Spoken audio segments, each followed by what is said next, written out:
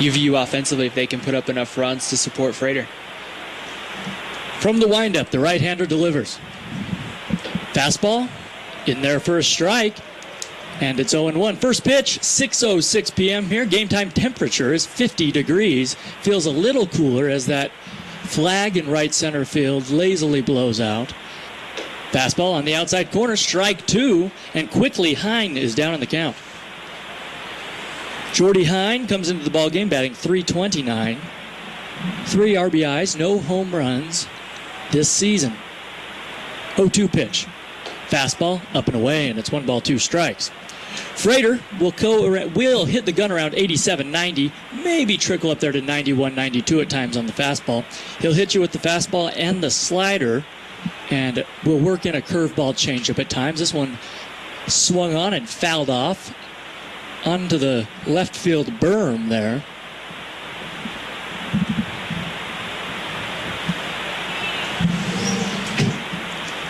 So the count remains at 1-2 strikes. Hine, the center fielder, leading things off here. No score. Freighter taking his time on the mound. He gets what he wants. He throws. Fastball misses high and away, and the count is even at 2-2 strikes. Hine, as Ryan mentioned, will be followed by Miles Jones. The right-handed hitter waits on deck. Playing about even with the back at third is Fuller. The pitch from Freighter. That one swung on and missed. Strike three. Fastball up just above the belt. Hine chased it, and there's one away in the first. We saw Freighter there use a combination of a few pitches and really work the corners, just like we were told in pregame. That's really where he's going to try to live, is around the corners. Umpires tonight around the diamond. Home plate umpire Jeff Macias. First base umpire will be Darren Steers, and at third base will be John Wolf. So here's the right-handed hitting Miles Jones. The pitch from Freighter. Fastball right there, strike one. That fastball clocked at 86 miles per hour, but looked to be a little quicker than that. We know the gun here at Brent Brown has been temperamental in the past. 0-1 pitch. That one swung on and fouled off to the right, off and onto the screen, I should say. There was a breaking ball, and the count is 0-2 quickly. With a pitcher like Freighter, not a pitcher is going to be very overpowering. It's going to be very important for him to hit those corners and to really rely on the defense behind him. 0-2 pitch. That one swung on and, look out. First base dugout, a liner. Looked like it hit right off the screen in front of the Bakersfield dugout there on the first base side, as Miles Jones was way behind a Freighter fastball. And luckily, no one was hurt there. Just a foot higher, that could have taken somebody's head off. No balls, 2 strikes. 1 out here in the top of the first. Freighter throws. Whoa, a little breaking ball, or I should say a little fastball that cut in and was right there, it looked to be, on the inside corner. But Jeff Macias says no. Ball 1. That's a gutsy take from Jones. Everybody straight away for UVU. Freighter winds, he throws. Breaking ball, and that one looked pretty good too, but Macias says low. So Freighter right now throwing very well. Came with a fastball on 0-2 and now a breaking ball on 1-2, both nibbling at the corners, as you mentioned, Ryan, and both are very close. Good takes there. Pitch, that one swung on and chopped down the third base line. Foul, slow roller, and the count remains even at 2-2.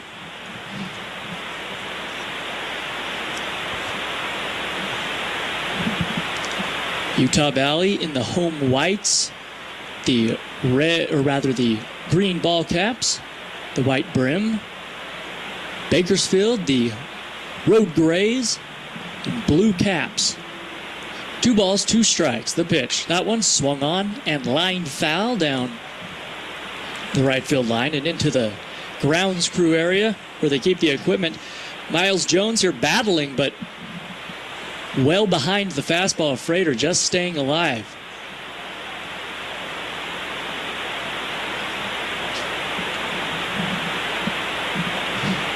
Nobody on the base paths for Bakersfield. 1 out in the inning.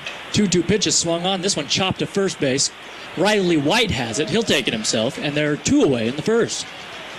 So Jones ultimately does get a fastball, but doesn't get much on it.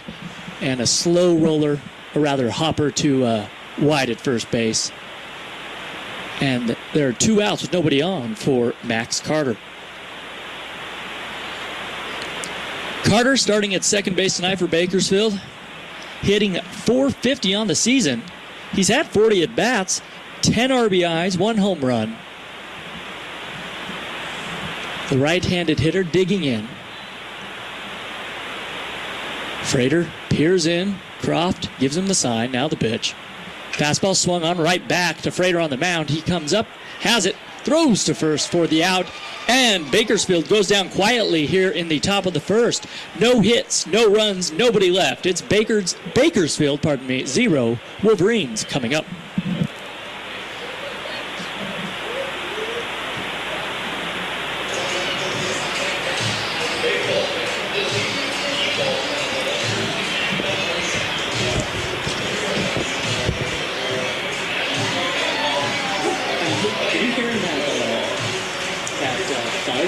What is that?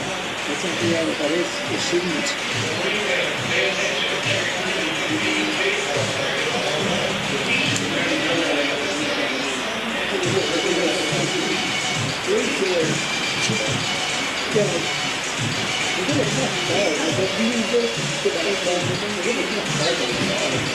Oh, really? Yeah. I don't know. It might be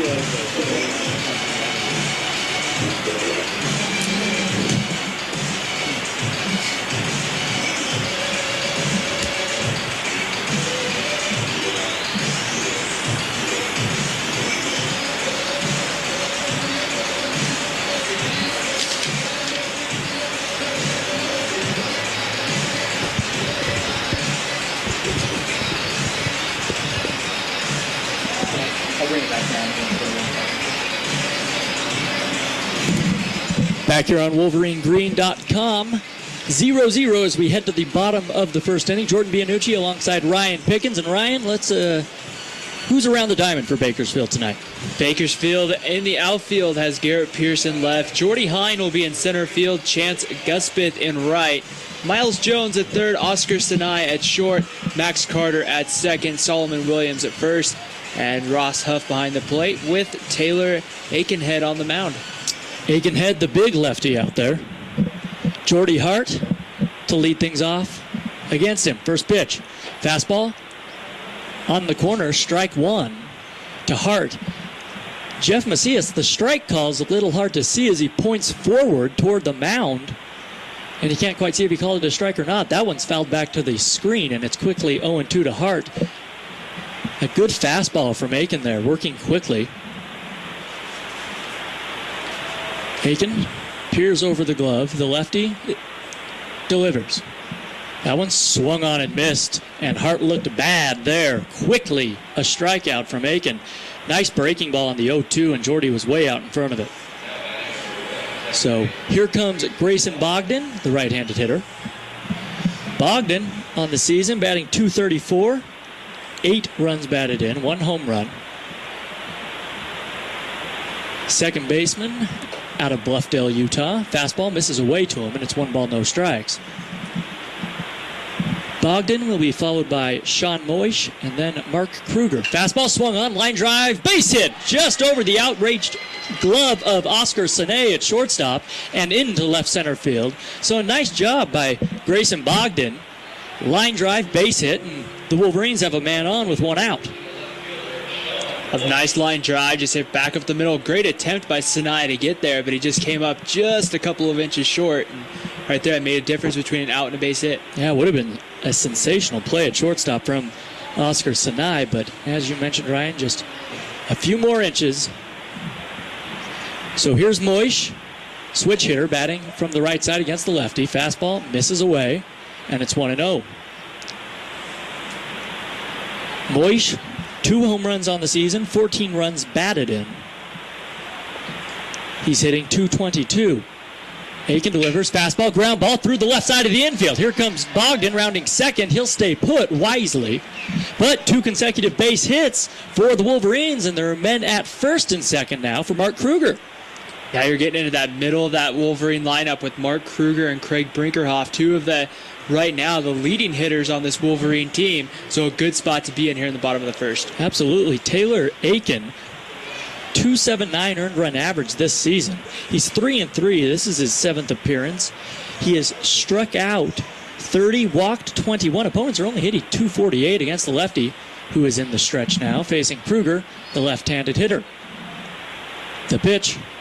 Fastball, missed just low, and it's 1 ball, no strikes to Mark.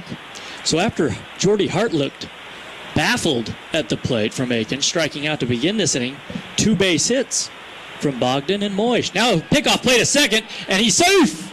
Wow! The throw beat Bogdan to second by a mile, but the applied by Max Carter there apparently did not beat Bogdan to the bag. I thought he was out, to be honest with you, Ryan. Yeah. 1-0 pitch coming. Aiken checks the runner again. Now another pickoff throw back. Standing now is Bogdan. Right there, that second one was a lot more dangerous. The shortstop just sneaks right in behind Bogdan. I don't know if Bogdan really saw that shortstop come in until the last second. Yeah, both middle infielders playing up toward the middle. Aiken checks the runners again. This time he comes home. That one's called for a strike at the knees to Kruger. And it's 1 ball, 1 strike. Mark, the designated hitter, batting cleanup tonight, hitting .275 on the season. 12 runs batted in so far. 1-1 to him. 2 men on, 1 out, bottom of the first. No score as Aikenhead steps off the rubber and looks back Bogdan to second. Aikenhead not giving much notice to Moish at first base. He has a short lead over there, not being held on by Williams. 1-1 pitch. Kruger swings. This one lifted high in shallow right field. Coming over is the center fielder Hind. He'll call everybody off, make the play, throw into the shortstop. And there are 2 away now for Craig Brinkerhoff. So Kruger just got under that one, and the runners stay put at first and second.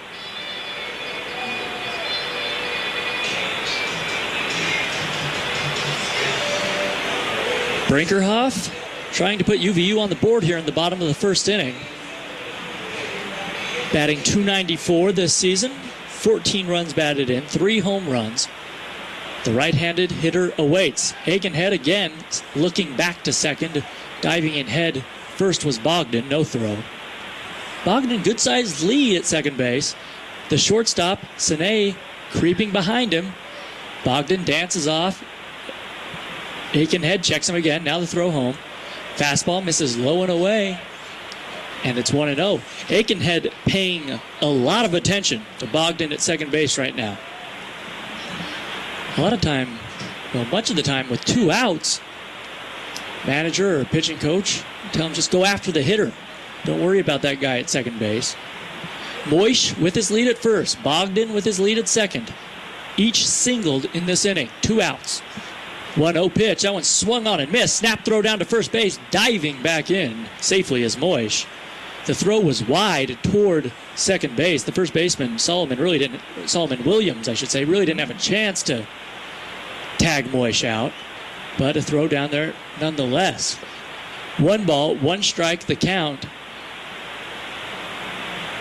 to Brinkerhoff. He swings and misses here at a breaking ball in the dirt, and it's quickly 1 ball, 2 strikes. 2 straight breaking balls there from Aikenhead, who comes with the fastball, curveball, cut slider. Will even work in a changeup every once in a while. 1 ball, 2 strikes the count. The pitch in the dirt. Now gets away from the catcher. He throws down to third. Bogdan is safe as Moish advances to second on the throw. Ross Huff couldn't find the baseball immediately. It was right behind him. Really didn't get too far away from him. He found it, and Bogdan slides in there head first safely. So now 2 runners in scoring position. A big play there for the Wolverines. Bogdan got an immediate jump. Had he waited to decide to go, he might have been thrown out, but an immediate jump there got him that extra base. 2 balls, 2 strikes. The pitch. Brinkerhoff swings and misses at a nasty breaking ball, and the Wolverines waste a couple base runners. So we head to the top of the second after the first. 2 hits, 2 left on base, no runs for the Wolverines. No score here on WolverineGreen.com.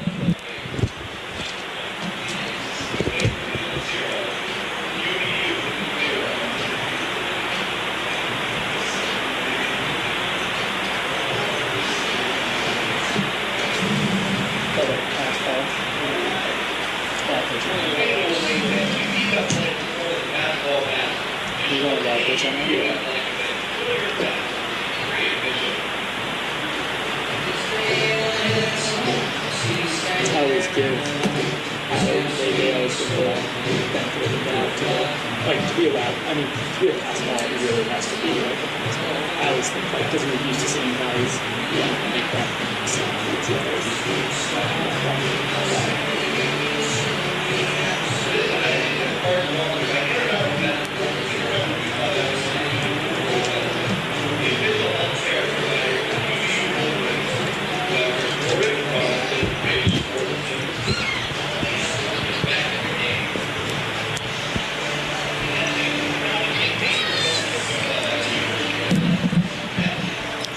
No scores. We head to the top of the second inning here in Orem. The Western Athletic Conference matchup here between Utah Valley and Bakersfield. To lead things off for the Roadrunners, it will be Chance Gusbeth. Is that how we decided to pronounce that, Ryan? Yeah. Not a lot of names on the pronunciation guide, but hopefully, so bear with us here tonight if you're a Bakersfield fan. We're going to go with Chance Gusbeth, the right fielder for the Roadrunners, hitting from the right side. Frater on the mound for UVU. From the windup, he throws fastball down, and it's 1 ball, no strikes. Gusbeth this season hitting .287, 16 runs batted in for him, 1 homer. Frater throws 1-0, and I believe they called that a strike. However, you can't really tell from home plate umpire Jeff Macias's call. I think it was a strike, Jordan. So they did call a strike. 1 ball, 1 strike. That one swung on a little light looper up the middle. Bogdan backhands it, but he'll have to swallow it there as he had no play at first. Nice job by Bogdan to keep it in the infield, I should say. But an infield hit for Gusbeth. Just a little chopper up the middle that Bogdan did a nice job of getting to, but Gusbeth easily beats it out. So that's the Roadrunners' first base runner and first hit of the evening. Frater into the stretch for the first time. Kruger holding on Gusbeth at first base. The right-handed hitting Alan Gwynn up there right now. The pitch. Fastball, strike 1. And yeah, the reason we mentioned it, the reason we can't really tell sometimes if it's called a strike or not is Macias behind home plate will point the strike sign towards the mound in front of his body, so not a great view for the broadcasters. And Ryan, maybe you should head down there in between innings. Let Jeff know. Just having a tough time picking it up. Fastball down and away. It's 1 ball, 1 strike. He's a reasonable man. I'm sure he'll let. And he called that a strike. Can't even see that. Macias was behind the plate for one of those games in North Dakota series, and I sat up here going, that was a strike. And then, nope, it wasn't. That's brutal without a partner as well, and the scoreboard's having a tough time with it. 1 ball, 1 strike, though. Now a throw over. Gusbeth back to the bag easily. No score in Orem. UVU, Bakersfield. We're in the top of the second inning. 1 man on, nobody out. Frater comes set, belt high. He throws. That one swung on and fouled away off to the right. And the count is 1 ball, 2 strikes.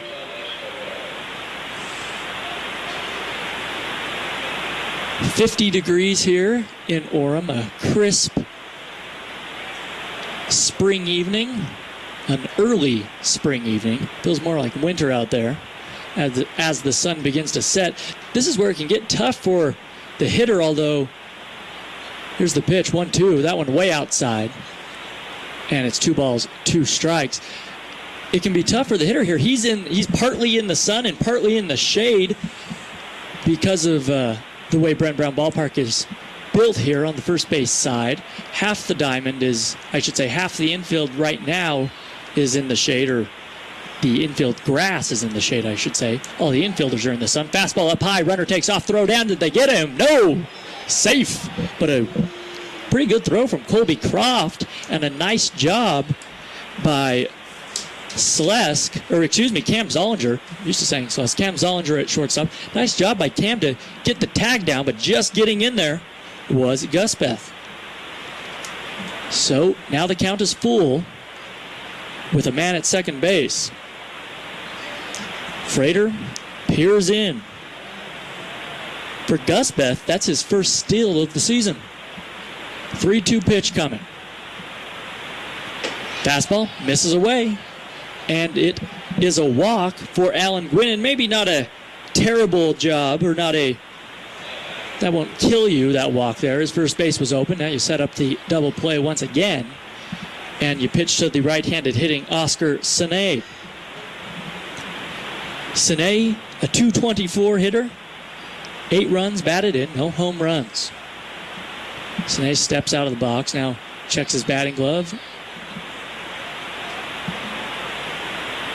So runners on first and second for Bakersfield. Watch for the bunt here as Riley White playing about on the edge of the grass at first base. Now he shows bunt and they hit him. It hit him the ball got away. Macias said the home plate umpire didn't hit him. And so it's just a wild pitch. And the runners advance to second and third. However, the Wolverines catch a break in a way because Jeff Macias says that the ball did not hit Sine, who was indicating on his elbow. He's saying, I did get hit. It did take an interesting bounce because it went from the left batter's box almost over into the on-deck circle for Bakersfield. So it was kind of an interesting kind of the way it caromed. But Jeff Macias saying, I guess it must have went off Croft's glove or something. Which doesn't make a whole lot of sense when you think about it. But not a real protest from the Roadrunner dugout. Roadrunners on second and third here. No score. Top of the second inning. 1 ball, no strikes the count. The pitch, that one inside. A fastball misses. And it's 2-0 to Sine. So Frater being careful here with Sine. Has a base open. About even with the bag at third is Fuller. Riley White playing just behind the lip of the grass at first base. Outfield playing in. 2-0 pitch. Swung on. Little blooper into right field. That's going to score 1, maybe 2. Coming in, charging is Brinkerhoff. He throws it. And the home, he got him. Brinkerhoff, a nice throw. I thought it was going to be cut off and they would hold the runner at third, but they sent him. And he was out by 4 or 5 feet. Not even close at home plate. So the Roadrunners do get 1, but Alan Gwynn is thrown out easily by Brinkerhoff. Wow, I was stunned. In fact, I didn't even look at third base to see if Gwynn was heading home. I thought there was no way they would send him. Yeah, I didn't think so, because, Brinkerhoff got to that ball in 1 to 2 hops. And, it looked like really with the jump he got off second that he was going to score easily, but a great throw from Brinkerhoff. He does have a strong arm out in right field. The throw home does allow Sine to advance to second base with 1 out, but yeah, Brinkerhoff, a nice play there to save a run for the Wolverines. However, it is 1-0 Roadrunners now. Here's Ross Huff. Huff open stance from the right side. Frater comes set. He throws. Fastball, low and away. 1 ball, no strike. So Frater right now having a tough time getting ahead in the count. He's falling behind a lot of hitters. Huff this season, batting .237, 5 runs batted in. He is the 7th place hitter for the Roadrunners. Sine with a lead at second base. Now Frater steps off the rubber, and they're going to say it was a balk. First base umpire Darren Steers makes the call, and a pretty easy call. He did. He flinched and never really came set. And they give Oscar Sine third base on the box. So that's a big mistake there from Frater, as now Sine can score without a hit. Baseball is a lot about doing those little things, and just taking that extra 90 feet can make a difference a lot of times between a run and not. 1-0 pitch from Frater. That one swung on and fouled away off to the right side. Counts even at 1-1. And those are the little things that drive Eric Matson, the head coach, is crazy in the Wolverine dugout, and the Wolverines have struggled with those type of mental errors and simple mistakes this season. So let's see if they can get out of the jam here. The Roadrunners already have one run in here in the second inning. They lead it 1-0. 1-1 pitch is swung on and foul tip off of Croft, and the count is 1 ball, 2 strikes. Colby looks to be all right. I think it maybe got him in the chest or the glove. He's fine. But Frater ahead in the count now. Usually Frater 1-2 may come with a slider in the dirt, maybe tease the hitter a bit, but here he has to be careful. A ball that gets away from Croft means a run for Bakersfield. The right side of the infield, actually everybody all around the infield, playing in with 1 out and a man on third. The pitch swung on, little looper into right center field, coming in is hard. It's going to drop in front of him. He has it. He'll throw home. The runner had to stay in case it was caught. He'll score easily, though, as that ball is cut off by Riley White on the right side. And the Roadrunners take a 2-0 lead on the RBI single from Ross Huff. Right there, I mean, he just shortens up his stroke with 2 outs. Just tries to get a quick swing on the ball, and he does that and just finds a spot in the outfield. Just well-placed hit there by Huff. Described perfectly there, Ryan. Really shortened up, and a blooper, not a hard hit ball at all, but it gets the job done. So, Huff at first base for Solomon Williams, the left-handed hitter. Pitch to him, fastball, strike 1, right there on the outside corner. Yeah, Jordy Hart and Riley White did an okay job of kind of deking the runner and trying to convince him that they were going to get to it, but not close. It easily bounced in front of them. White at first base, holding on the runner. Frater comes set. He's had to labor in this inning as he throws over to first. Back in diving safely is Huff. Williams, the 8th place hitter, batting .240 this season. Only 5 runs batted in. No home runs for the lanky lefty. Frater checks the runner, now throws. Fastball swung on, fouled away. Left side and near the playground out there on the plaza level of Brent Brown Ballpark. And the count's 0-2. So Frater does a nice job here in this at-bat to at least get ahead. No balls, 2 strikes. Huff with his lead at first. Frater taking his time. Comes set. Belt high. Checks the runner. Throws over. Good pickoff move. Back in diving safely. Just ahead of the throw was Huff. But a nice move there from Frater. The count remains 0-2. Should Huff reach, or should Williams reach, pardon me, it would be Garrett Pierce, the 9th place hitter. Short lead at first. The pitch. Fastball swung on. Ground ball. Right side. Bogdan has it, goes to second, on to first, double play. And Frater got what he needed. He labored in that inning, a long inning. The Roadrunners get 2 runs, but he got a double play ball, and he needed it badly. Nice turn there from Bogdan at second base. So the Roadrunners do get 2 runs on 3 hits. They leave nobody as the double play erases the man at first. We head to the bottom of the second inning, 2-0 Bakersfield.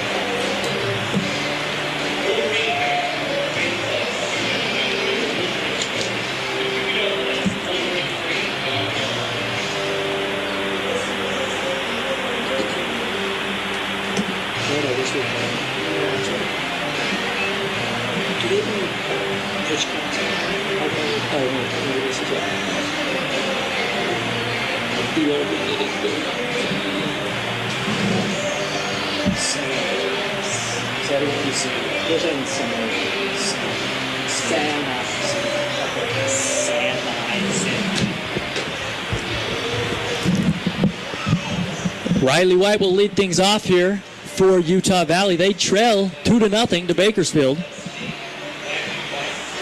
Back out on the mound for the Roadrunners. It'll be Taylor Aikenhead. Aikenhead, the big lefty, throws hard. 2 hits off him back in the first, but UVU could not bring those runners home. White, the switch hitter, hitting from the right side. First pitch to him, fastball, strike 1, right down the middle.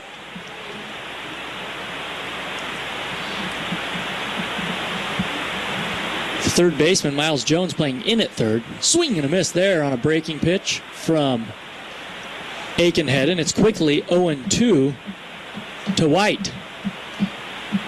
Riley, the usual right fielder for UVU, playing first, letting Kruger DH these past couple weeks. Line drive, but caught by Max Carter at second base.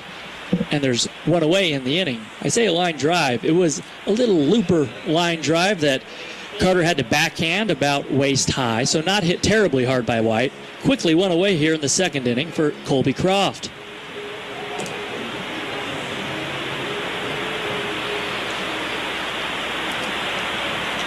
The pitch, fastball, misses high and away. It's 1-0. Croft getting the start behind home plate tonight for the Wolverines. He is on the interstate, however, batting just 91 this season. That ball misses down and in. And it's quickly 2-0 to Croft. He should see a pretty good pitch to hit here. The wind's starting to blow in.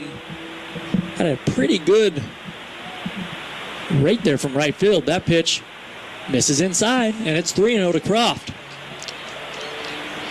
We have to make a correction here. The shortstop for Bakersfield, Oscar Sanai, we've been pronouncing that name wrong, I apologize, as Croft takes a fastball for a strike. It's 3-1. Oscar Sanai getting the start at shortstop for the Roadrunners tonight. Aikenfield working very quickly. 3-1 pitch, swung on, ground ball, third base, under the glove of the diving Jones, into left field. Rounding first is Croft, and he has a single with 1 out here in the second inning. Just a bouncing ground ball. Davis at third, or Jones at third, tried to make a good play on it, but just got right under his glove. Yeah, valiant effort from Jones over there at third base, diving to his left, but that ball found some grass in the outfield, and the Wolverines have a man on for the second consecutive inning. The right-handed hitting Zach Fuller up there right now. The pitch to him. Fastball, strike called. Ooh, that one looked to be a bit off the plate there, but Aikenhead doing a nice job of working the corners, and it's called for a strike. 0-1. Aikenhead working very quickly from the stretch. Short lead at first base. Back in diving easily on the throw over there is Colby Croft. Croft, not a threat to steal, you would say. He's 0 for 1 this season. Aikenhead comes set. He throws. That one swung on and missed. A breaking ball and a beauty as Zach Fuller was way out in front of it. Fuller has had 31 at-bats this season. He's hitting 161, 1 RBI this year. Fuller taking time, trying to slow down Aikenhead. He comes set, checks the runner. Pitch home, swing and a miss, dropped by the catcher, but an out called as there was a runner at first base. So that is the third strikeout for Aikenhead, and there are 2 away here in the second inning for Cam Zollinger. Zollinger getting his second start this season. The brother, of course, of the former Wolverine Court Zollinger, a fine Utah Valley catcher. Zollinger, the little brother here, playing shortstop. The pitch, fastball down and in. It misses. Or did it? Yes, it did. 1 ball, no strikes. Reads the scoreboard, and that's what we're going with, is watching Jeff Macias trying to decipher something. Fuller, or Zollinger, I should say, the 9th place hitter, as he swings and misses here at another breaking ball. And it is, now the scoreboard reads 1-1, Ryan. I believe it is 1 ball, 1 strike now, as that first pitch did miss. Now a quick throw over to first base in the dirt, but dug out by the first baseman, Solomon Williams. Aikenhead didn't really bother the lefty making a move or anything, just kind of flicked the ball over there, and it almost got by Solomon Williams. The pitch, fastball, swung on and tipped just back to the screen. It'll roll, and the count is 1 ball, 2 strikes to Zollinger. Cam Zollinger really trying to hang in there. Stepping out of the batter's box. Taking his time now. Aikenhead comes set, checks the runner. He throws. Another breaking ball, got him swinging. So, the fourth strikeout of the day for Aikenhead. No damage done for the Wolverines. They get a hit, but they leave him stranded. No runs. We head to the bottom half of the second inning. Bakersfield 2, Wolverines nothing.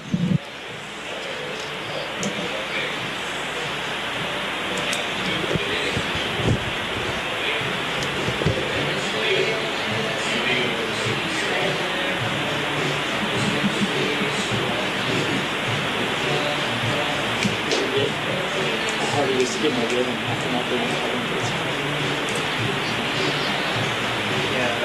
Friday night game against North Dakota. It took me about 2 innings or so. Yeah, just kind of really seriously. Yeah, you forget like the pace of the game. And baseball's different. Yeah, it's fun too because this is really fun too because this is 2 totally different paces. Like Fred and I just went boom, boom, boom, boom. Yeah, I know it's horrible.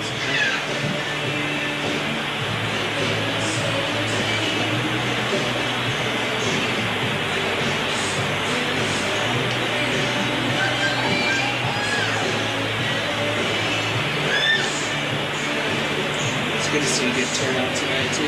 It is. There's a lot better than we get for just because it's cold.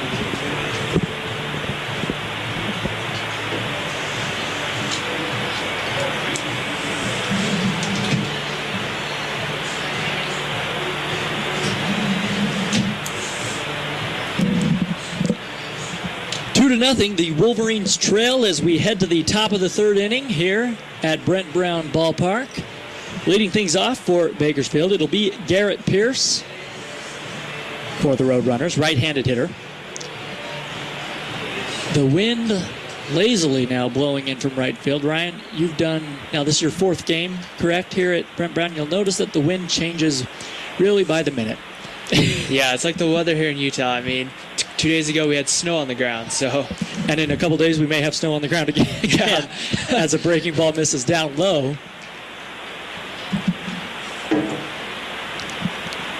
And they called it a strike. That was that ball got away from Croft. It was pretty low in the zone. Called a strike though. 0-1. The pitch, that one down in the dirt. That one is a ball, and it's 1 ball, 1 strike. So fooled again on the strike call. The Wolverines have done well at the plate for the most part against Aikenberg, but have not been able to drive a man home in this ballgame. There's a chopper to first base. Riley White takes it himself, and there's 1 away in the inning. Riley White making that transition from the outfield to first base. Like, a couple of times has made a couple of mistakes, but that should really be understandable with making that transition. But overall, it's done really well. Absolutely. I thought Riley White is a terrific outfielder. Very, very good in the outfield. And they kind of made a quick decision here in the middle of the season to DH Kruger and put White at first base. And he's had to kind of learn on the run. And overall, he has done a very nice job. First pitch, fastball to Jordy Hine, and it's outside, ball 1. Hine struck out in his first at bat. 1-0 pitch from Frater. That one swung on. Chopper gets past the glove of Frater. Moving over and to his left behind the bag is Fuller. He throws to first, but way late and pulled off the bag is Riley White. So the Roadrunners beat out another infield hit, and there's a runner on with 1 out for Miles Jones. Fuller did a nice job getting behind the second base bag and getting to that baseball, but it was just not hit hard enough for him to make a play at first. So here's Jones. Hitting from the right side. He exhales, steps into the batter's box. 2-0. Bakersfield on top here. A big ball game tonight for UVU this early in the season. Riley White holds on the man at first. Now a throw over. Did he get him? He did. He's out. A nice move from Frater, and he picked off Jordy Hine, who can't believe it. He has some words for first base umpire Darren Steers, but a big play there by Frater, 2 away in the inning. Frater with that move doesn't even really look like he's throwing over there. It just kind of turns, and before you know it, the ball's coming. Absolutely. Nice job from Frater. Nice tag applied by White. The pitch, now a bunt shown and fouled back to the screen from Jones. And the count is 0-1. Freighter number 24.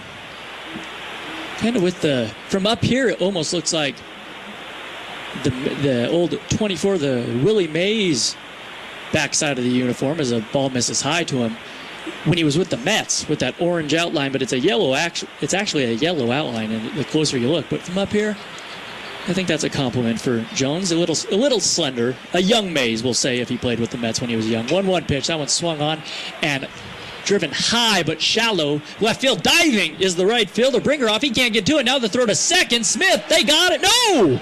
He's safe. Did he miss the tag?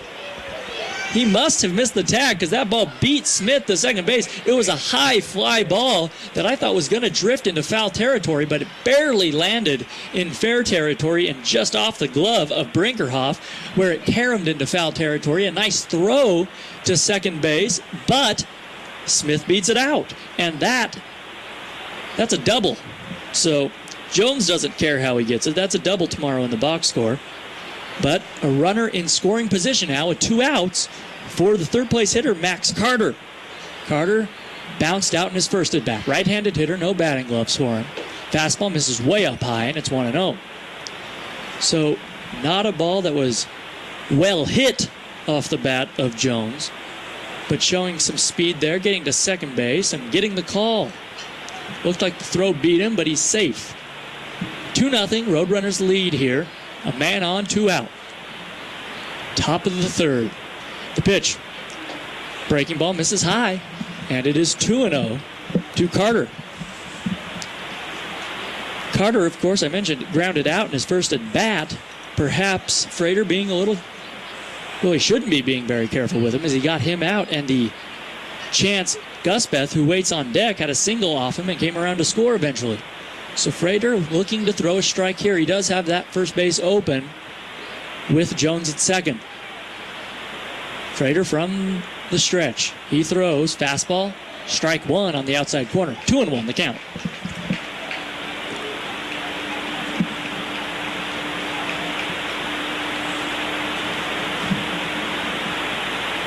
Carter hitting .600 with runners in scoring position this season. Freighter checks the runner. Runner bluffs like he's taking off, but does not, as a fastball misses up around the neck of Carter, and the count now is 3-1. So we'll see if Carter gets the green light here. He should, and should see something good to hit, even with first base open. Freighter doesn't want to throw too many pitches. He had a long second inning, and now what looked to be a quick third inning is turning into an ordeal as well. 3 balls, 1 strike. Now he steps off the rubber, looks back to second, nobody there, as Jones dives back in safely. Outfield straight away, about average depth.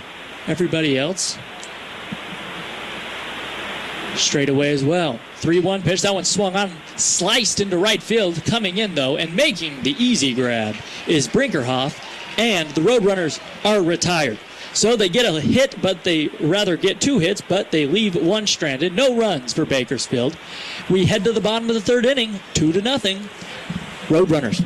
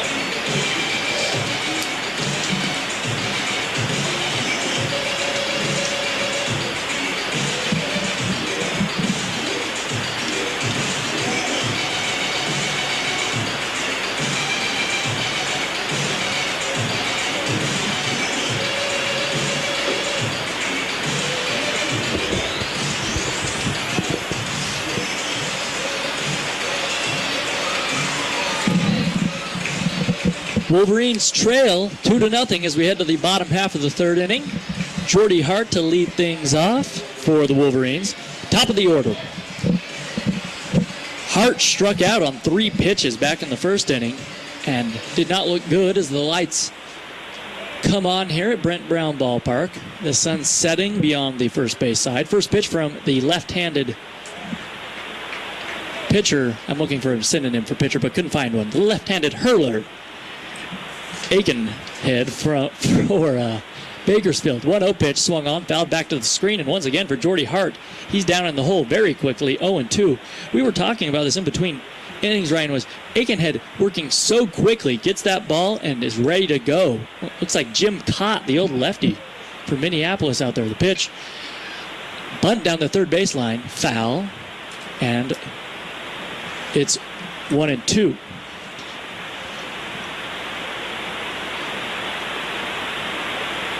Bogdan waiting on deck for the Wolverines. The Wolverines have had chances in this ballgame, still early. However, they have left men on base.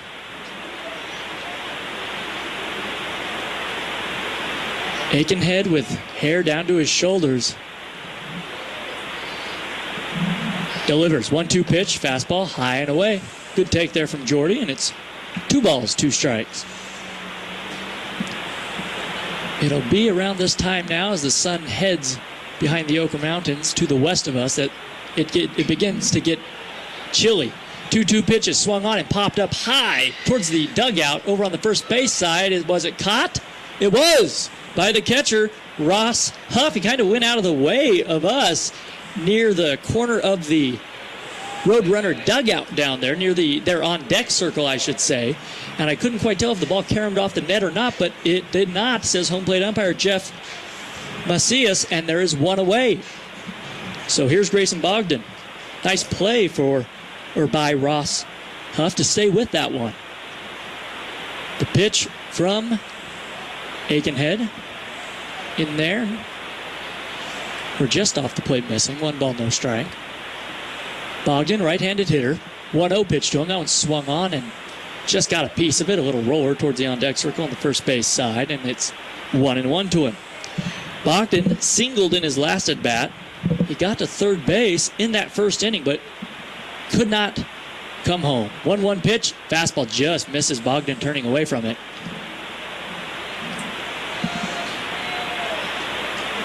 Aikenhead ready. The windup. He throws. Breaking ball swung on. Little chopper back to the mound. Nice play by Aikenhead to bend down and grab that one. Tosses it over to first base for the putout. And there are 2 away here in the third. It'll be Sean Moish, who singled in his first at bat as well.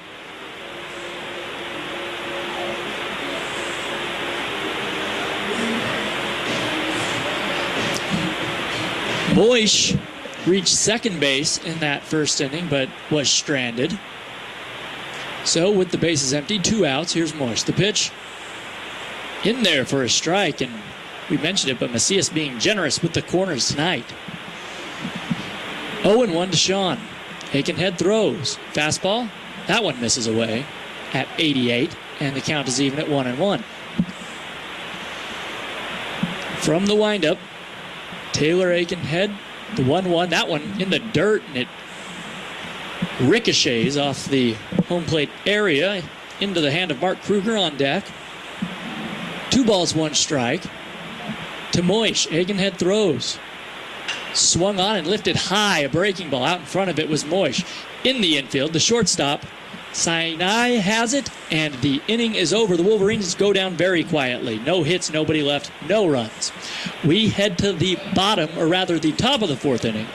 Bakersfield leading the Wolverines 2-0.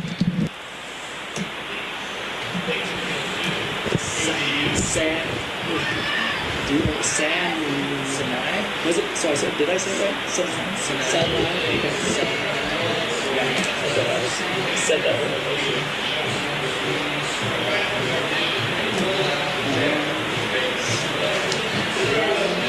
How do you spell your last name? P-I-C-K-E-S. I'm sorry, say it again. P-I-C-K-E-S.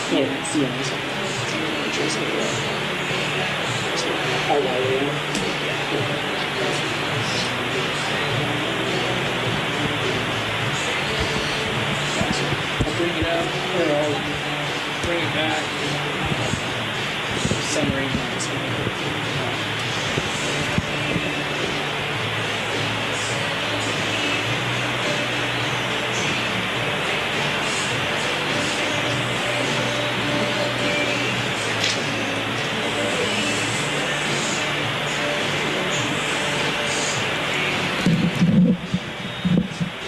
Jordan Bianucci with you back here on WolverineGreen.com. We head to the top of the fourth inning.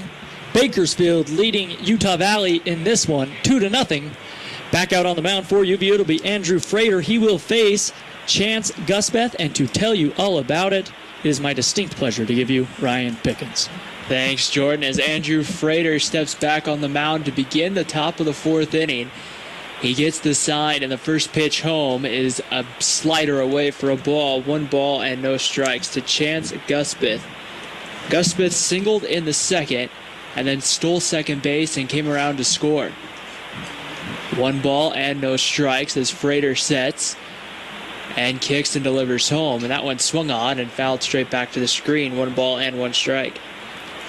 It'll be Gusbeth, Gwynn, and Sinai coming up here in the inning for Bakersfield.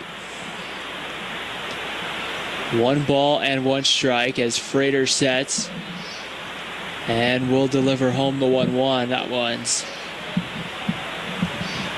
in there for a call, way and low for a ball. Ball 2.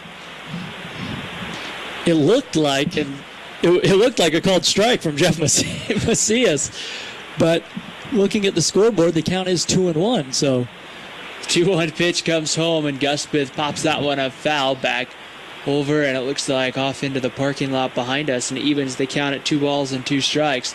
We appreciate the patience with the balls and strikes tonight as we're doing our very best to keep up with it. I feel bad. I gave you the strike sign thinking, oh, yeah, that's a strike. Easy call.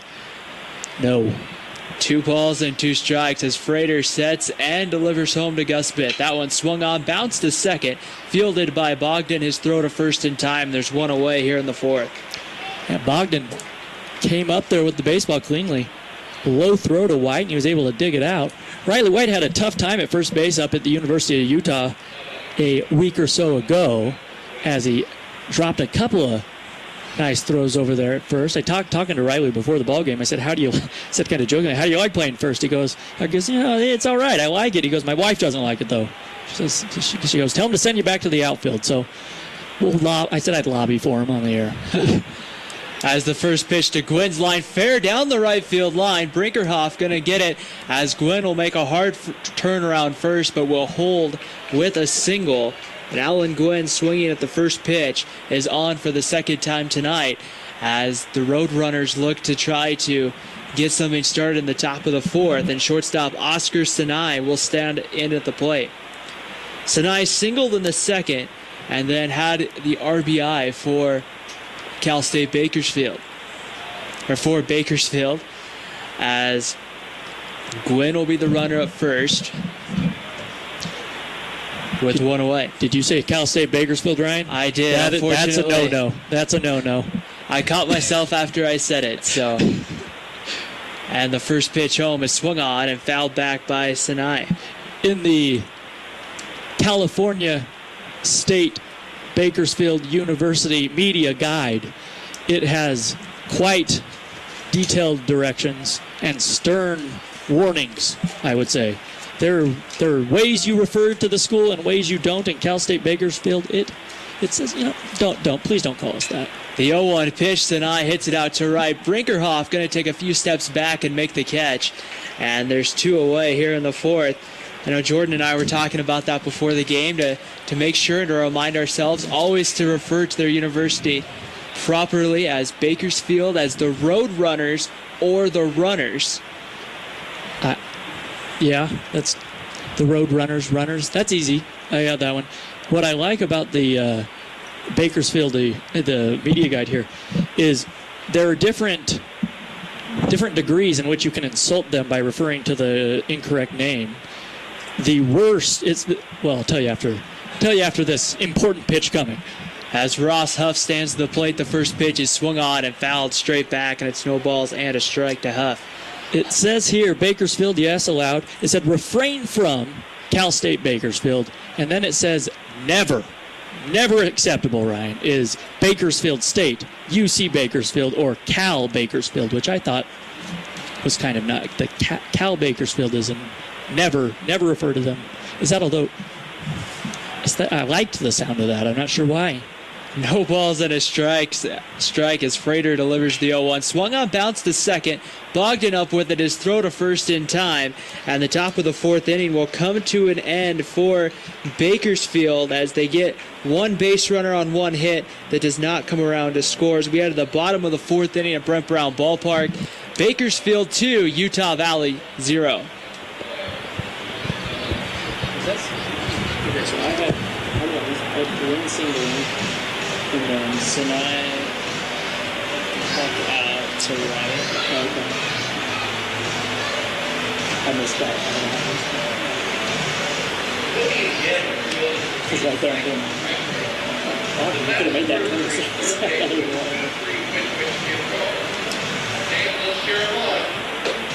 Ready, set, go!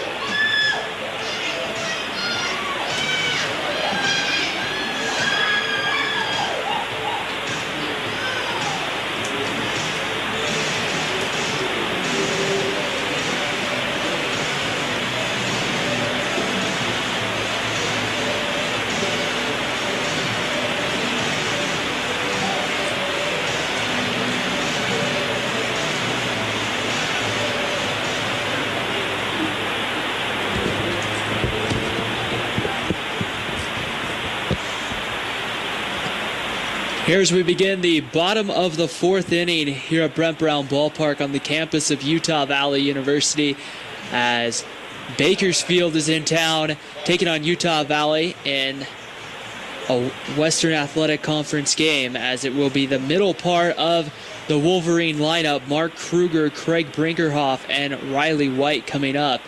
Mark Kruger stands in and takes the first pitch, a called strike on the inside corner, 0-1. Kruger on the day is 0 for 1 as he flew out to center field back in the first. And the 0-1 pitch is swung on and missed, and it's 0-2 as Kruger took a pretty good cut at that one, and now is down in the down in the count, no balls and 2 strikes. Aikenhead delivers the 0-2 pitch away for a ball, and it's 1-2. A good block behind the plate, or a good job of keeping that one from the backstop was Huff. Although with no runners on, keeping it in front of him isn't as necessary as it is with runners on. As the 1-2 pitch home, Kruger swings, hits that one, lines it hard down to the right field line, but foul as it one hops the wall. And we'll redo the 1-ball, 2-strike pitch coming to Mark Kruger. Kruger DHing tonight for Utah Valley. Has been in there for most of their games in the past couple of weeks. And the 1-2 pitch home as Kruger swings and misses. The ball gets away from Huff, but is thrown down to first in time. And there's one away in the fourth. As that's going to bring up right fielder Craig Brinkerhoff.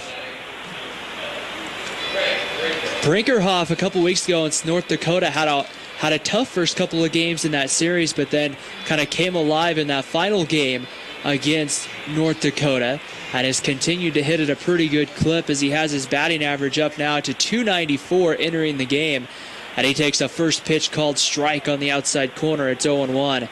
Brinkerhoff struck out swinging in the first to end the inning. And the 0-1 pitch is away for a ball, 1-1. The pace of this one is very contrasting styles between Frater and Aikenhead as the 1-1 pitch home is swung on and grounded slowly to first, fielded by Williams and is tossed to first in time, and there's 2 away here in the bottom of the fourth. So 2 outs for Riley White, as White is 0 for 1 as he hit a soft line drive to second. I'm not even sure if really I would consider that a line drive, but it was hit very softly to second. As he stands in hitting from the right side, he is a switch hitter, so you will see him on some nights hit from the left side of the plate. Tonight he's hitting from the right side, and the first pitch is away for a ball, 1 ball and no strikes. Aikenhead set once again to set the pitch with the 1-0 as he delivers home. And that one's taken low for a ball. It's 2 balls and no strikes. 2 balls and no strikes. The delivery home is swung on and hit to right. Coming in on it is Gus Smith, who's there to make the catch. And the 4th inning goes quickly for Utah Valley. No runs on no hits, no errors, none left on. At the end of 4 complete here from Brent Brown Ballpark, it's Bakersfield 2, Utah Valley 0. You're listening to Utah Valley University Baseball on WolverineGreen.com.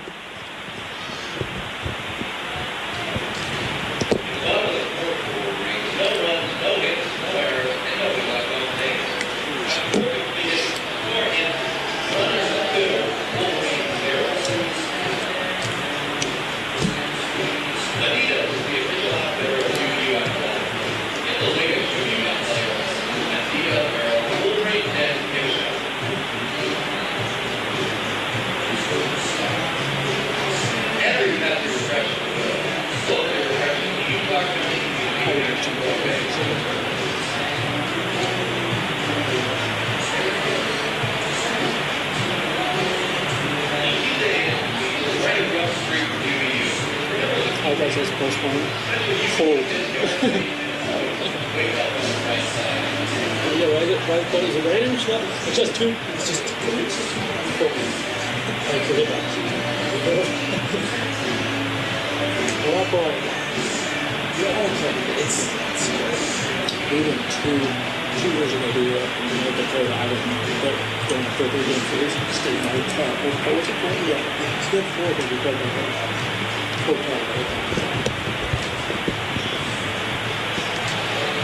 Top half of the 5th inning coming here is a very quick moving game. It's just past 7 o'clock Mountain Standard Time as Andrew Frater begins his 5th inning of work here as he'll face 8, 9, and 1 as Solomon Williams, Garrett Pierce, and Jordy Hine will be coming up for Bakersfield.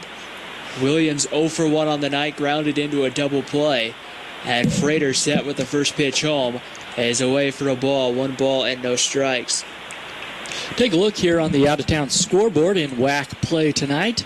Sacramento State on the road in Las Cruces facing New Mexico State. Sacramento leading that one 4-2 in the top of the 3rd.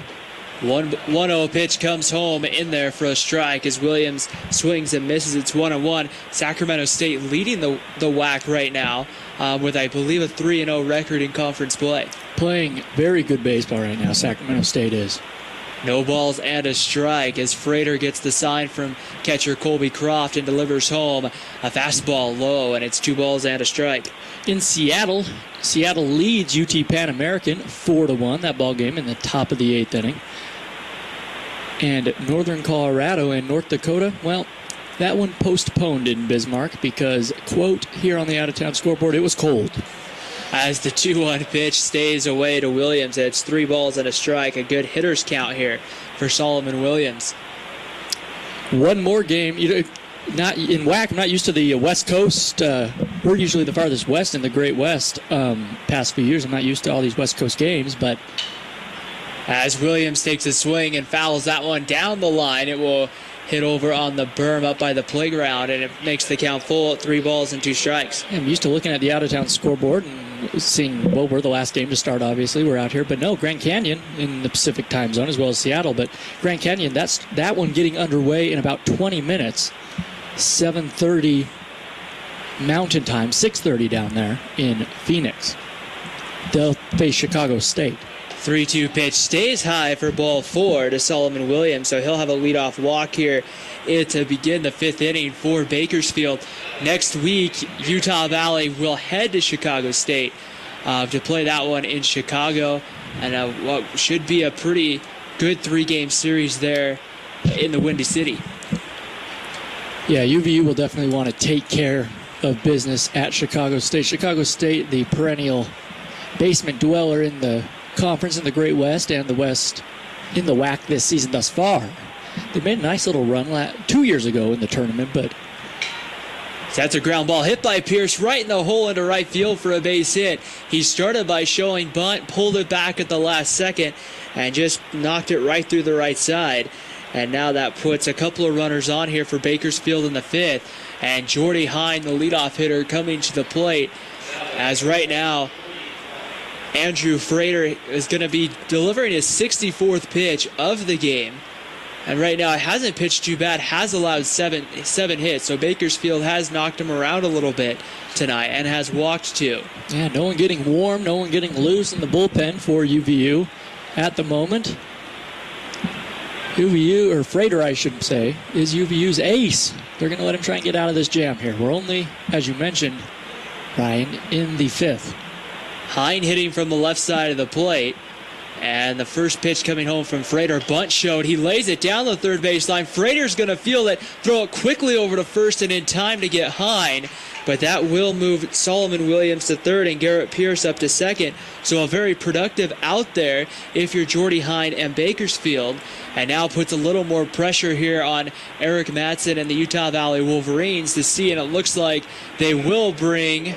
I thought originally the infield was going to come in, but it looks like the corners are going to play back, and the corners will play in. Yeah, the shortstop is going to head back now. But yeah, for a minute it looked like the shortstop was going to play in, second baseman back, but no. Fuller and Bogdan, shortstop and second base, back, and as you mentioned, corners in here in this situation. As Miles Jones stands in from the right side, and the first pitch home is swung on and popped up foul back over the top of the press box, and it's 0-1. You know, on that bunt attempt, didn't get a chance to say anything. Coming in at third was Fuller, and I thought he was going to make an easy play on it. Andrew Frater actually had to backhand the ball and made a spectacular throw over to first base, keeping balance. And that one could have gone very wrong, but Frater, a nice defensive play there on the sacrifice. No balls and a strike as Frater delivers home. And that one swung on, lined by Jones into right center field. It's going to fall in front of Brinkerhoff. Scoring easily on the play is Solomon Williams. They will hold Pierce at third. And Bakersfield taking a 3-0 lead here in this one, as it looks like Bakersfield not wanting to test Craig Brinkerhoff's arm here again after the attempt earlier in the game that Brinkerhoff threw him out. So credit Jones with an RBI single. And Max Carter is going to come to the plate here with one out and runners on the corners. We haven't seen a lot of, really hard-hit balls tonight off the bat of the Roadrunners. Just well-placed and base hits. Little loopers into mostly right center field. So as Carter stands in from the right side, runners will sit on the corners. As Frater will look into catcher Colby Croft. Carter hitting .429 is 0 for 2 tonight. And the first pitch home as Carter squares the show bunt. He will foul it back, and it will be no balls and a strike, because it looks like an attempted suicide squeeze coming from the Roadrunners there. Yeah, down at third he was taken off. And that is Pierce. Just trying to get a gauge on Pierce's speed. He's stolen one bag this season. And now a lengthy conversation from the third base coach with Carter. And you do have Miles Jones running over at third base or first base, and he is 1 for 1 and it's Jones over at first. He is 1 for 1 on stolen bases this year. White is playing him in kind of on the corner to hold him on, as the 0-1 pitch from Andrew Frater is delivered home, and that one's taken for a called strike on the breaking ball, and it's 0-2 to Carter. Yeah, I'll be surprised if Frater sets up, or rather tries to go outside here with this one, because with Riley White holding on Jones at first, it leaves a big hole over there on the right side. And you don't want Carter just pushing one through there going the other way, but we'll see. No balls and 2 strikes. Frater a quick pickoff move to first as Jones dives back safely. We talked about Frater's quick move, already picked one man off earlier in the game as he nailed Jordy Hine back in the third inning. No balls and 2 strikes as Frater gets the sign from Croft. 0-2 pitch coming home. That one's taken away for a ball, and it's 1 ball and 2 strikes. Carter on the night grounded back to Frater and flew out to right. Standing in with a little bit of an open stance. Hart playing in center field, shading it more over towards right center field. A big hole in left center field. No balls and a strike. The delivery home swung on and lined down the third baseline fair. That's easily going to score Garrett Pierce from third, and an RBI single coming for Max Carter here in the fifth gives the Roadrunners a 4-0 lead in this one.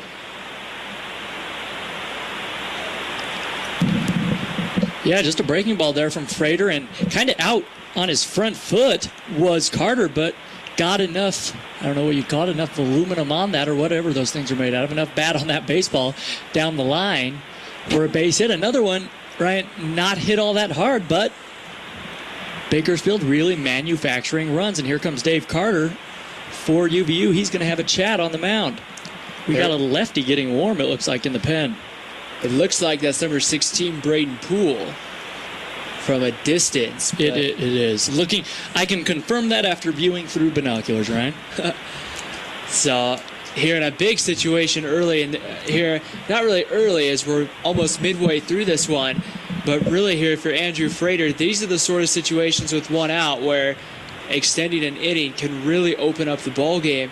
And if you're Utah Valley in this situation, you know, how do you play this if you're Andrew Frater? Well, I think you said it perfectly, Ryan. This is a huge situation. Down by 4 runs. Any more than that, it does. It really opens this thing up, and it can become a rout very quickly. Dave Carter has a lot of confidence in Andrew Frater. I think he goes out there really to maybe give him a breather right now. Stall as well for Poole to get warm down there in the pen. And also to remind Andrew, just throw what you know how to throw. Frater has great stuff. And don't get discouraged. You're making good pitches. These guys are just getting enough bat on it for base hits. As Frater set on the mound, and the first pitch home is in there for a called strike to Chance Guspeth, and it's 0-1. Both the runners kind of acted like they took a hard break for the next base, but then stopped. As it's no balls and a strike. The thing to remember here, if you're Andrew Frater in Utah Valley, is you're a ground ball away from being out of this inning. And no balls and a strike as Frater takes a look into Croft. And the 0-1 pitch coming home is going to be away for a ball, 1 ball and no strikes. Or 1 ball and 1 strike coming here to Guspeth. Yeah, you want to keep that ball down in the zone here. Especially to a cleanup hitter like Guspeth who can give it a ride. But looking for that double play ball. Bogdan as well as Zollinger playing up near second base, or more towards second base than usual. A 1-1 pitch. That one stays away for a ball. It's 2 balls and a strike. Guspeth on the year leading this Bakersfield team with 16 RBIs on the year, also with 3 triples. So he is a threat to knock in some runs. 2 balls and a strike as Frater will step off the mound here. An interesting count for the hit and run here. Try and stay out of the double play if you're Bakersfield. We'll see what they do with it. 2 balls and a strike as Frater kicks and delivers home. That one's going to be swung on, bounced to short. Zollinger charges, only plays first. He's going to throw it over just in time to get the runner. But both the runners from first and second will move up 90 feet. And there's now 2 outs for Alan Gwynn. Very nice play from Zollinger at short to charge that ball and to realize he had no chance at getting the force at second base, and then making a nice throw to first to get the out. Gwynn on the night has walked in the second and singled in the fourth. And now for the Roadrunners, having runners on at second and third, as it's Miles Jones at third and Max Carter at second, as Andrew Frater gets ready to go to work here against Alan Gwynn. Frater working from the stretch here with the runners on base. As he sets and delivers home, and that's in there for a called strike, 0-1 to Alan Gwynn.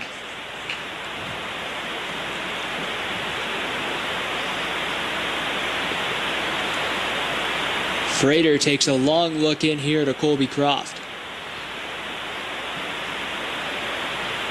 And Frater sets, delivers home. That was swung on, grounded to second. Bogdan is there.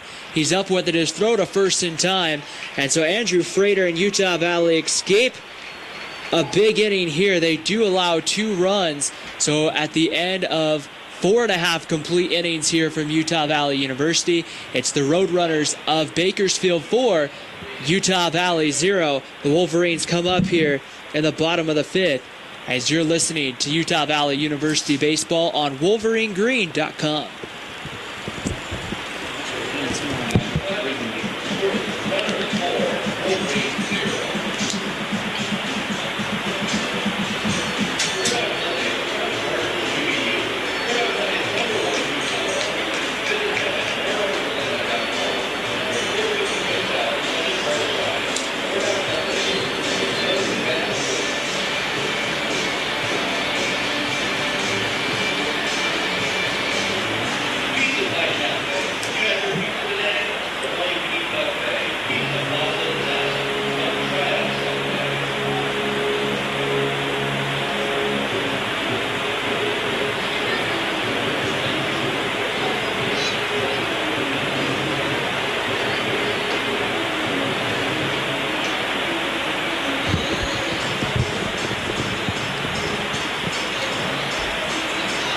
Bottom half of the 5th inning from Brent Brown Ballpark on the campus of Utah Valley University as the Bakersfield Roadrunners leading this one 4-0 as we begin the bottom of the 5th.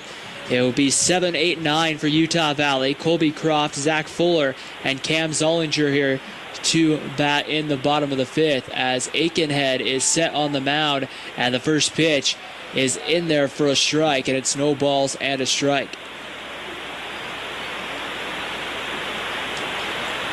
Croft on the night is 1 for 1, and he takes the 1-0 pitch, which is low for a ball. It's 2 balls and no strikes. Guess that first pitch was indeed a ball, and it makes it now 2 balls and no strikes. Croft hitting from the right side has been very patient at the plate tonight, and the pitch is going to be in there for a strike, and it evens the count.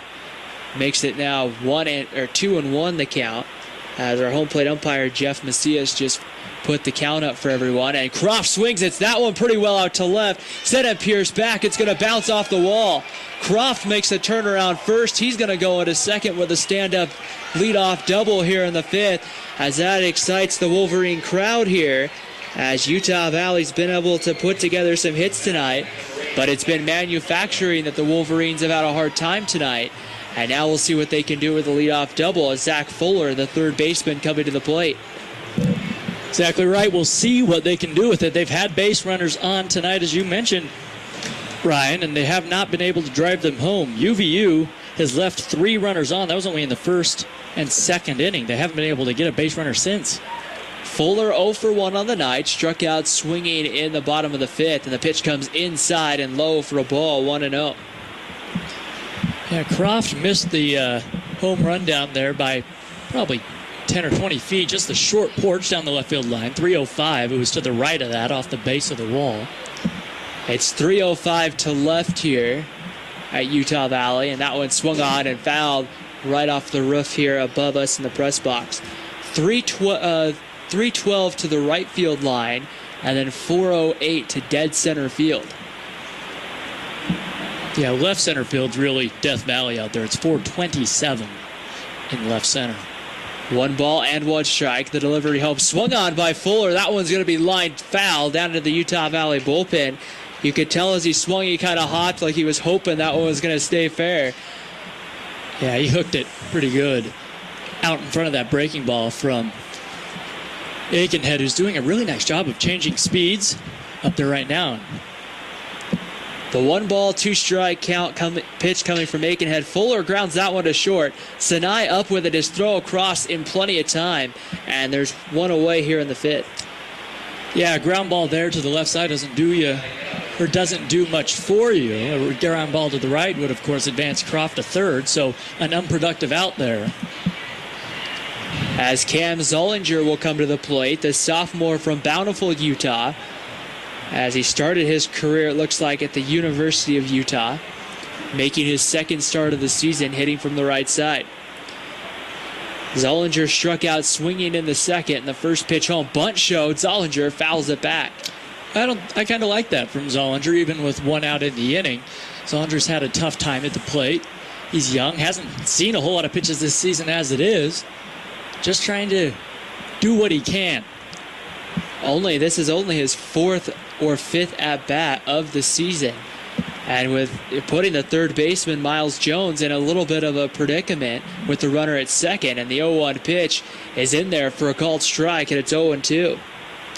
Just another great fastball from Tyler Aikenhead. Yeah, this is a tough task for Fuller and Zollinger. 8-9 in the Wolverine lineup to face this tough lefty. No balls and 2 strikes. Aikenhead delivers. That one swung on by Zollinger and fouled down the first baseline. If you haven't been to Brent Brown Ballpark here, there's a major road here in the Provo-Orem area that sits just off. It looks like it's just beyond the right field fence, but it is actually a little bit ways back. You have the Wasatch Mountains sitting off in the left field as the 0-2 pitch swung on and missed by Zollinger. It gets away from Huff, but he'll throw down to retire Zollinger, as that one will go K2-3 in the scorebook. And there's 2 outs for the top of the lineup and Jordy Hart.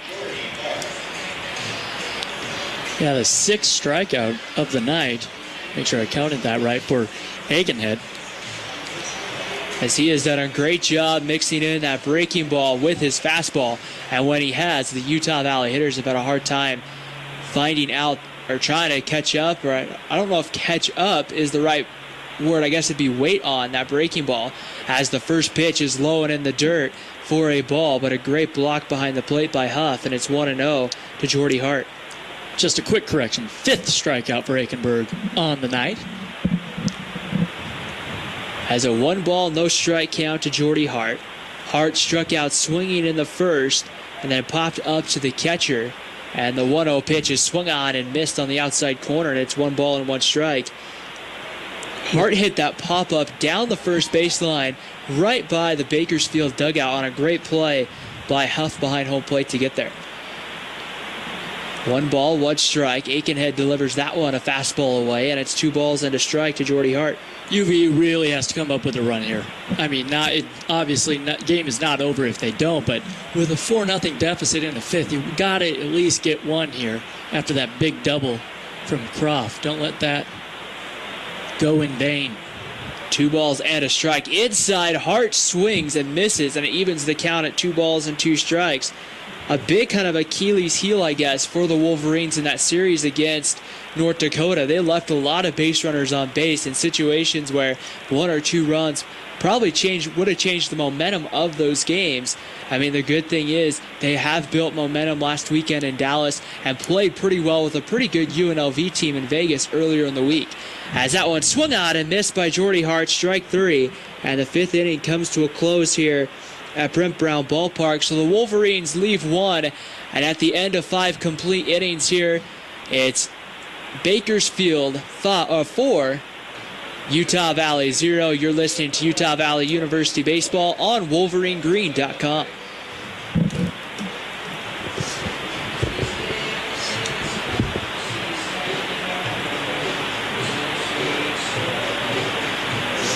You good? You need one of the water? Yeah.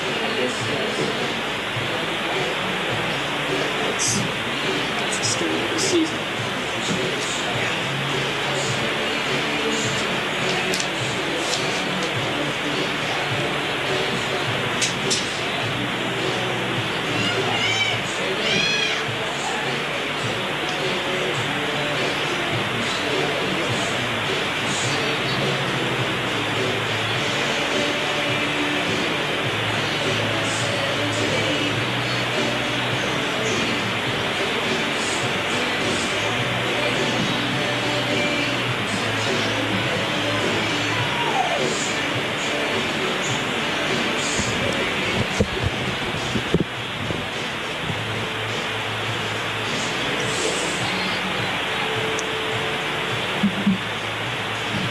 Here at Brent Brown Ballpark, as we begin the top of the 6th inning, it's Bakersfield 4, Utah Valley 0. The first game of a 3-game series that was supposed to go Friday, Saturday, and Sunday. The Sunday game was moved to tomorrow night, and they'll play a doubleheader here tomorrow afternoon beginning at 3 p.m.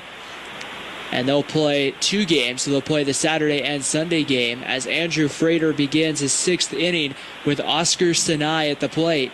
And the pitch home is swung on and hit to center. Hart going to have to chase it into right center field. He'll get under it, though, and make the catch. And there's one away here in the 6th.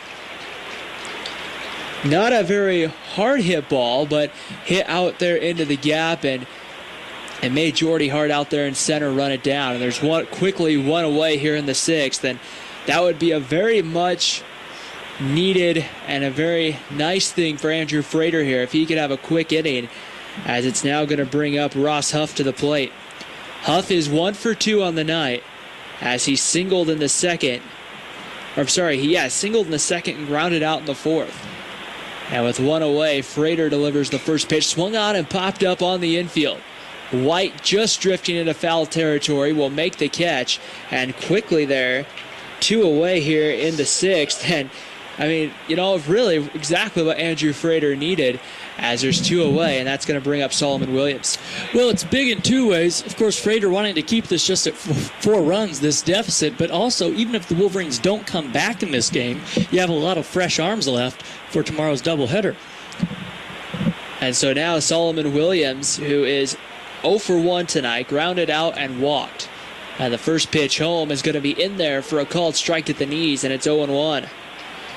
And definitely, playing a doubleheader is a lot different than playing a game Saturday and Sunday, because it's really hard to throw a pitcher and have him throw 30 pitches in one day. 3 hours later, say, hey, can you go give me 30 more? As a ball misses, even telling a guy, hey, go get warm in the bullpen, go get loose, then you don't use him. Now, second game, like you mentioned, 2 hours later, whatever it may be, you say, okay, go get loose again. Even that can be 1-1 pitch home from Frater, bounces in the dirt for a ball, and it's 2 balls and a strike. Williams on the year now hitting .237 coming into this at bat. As Frater takes a long look into Croft and delivers the 2-1 pitch high for ball 3, 3 balls and a strike. Garrett Pierce waiting on deck if they can extend this inning here for Bakersfield. Second baseman Grayson Bogdan playing 2 or 3 steps back on the outfield grass here in, I don't want to say very shallow right field, but I don't want to say deep infield either. The 3-1 pitch, Williams swings and pops that one up into right, as running under it is Jordy Hart. He is there to make the catch. And so a quick inning here in the 6th will get Utah Valley back up. Bakersfield, no runs on no hits and no errors. We'll go ahead to the bottom of the 6th inning here at Brent Brown Ballpark. Bakersfield 4, Utah Valley 0. You're listening to Utah Valley University Baseball on WolverineGreen.com.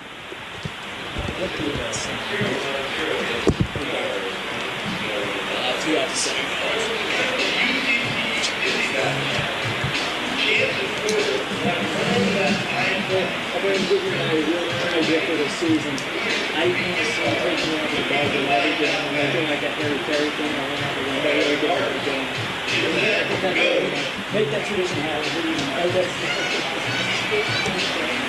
I need a brand new grade and get some runs.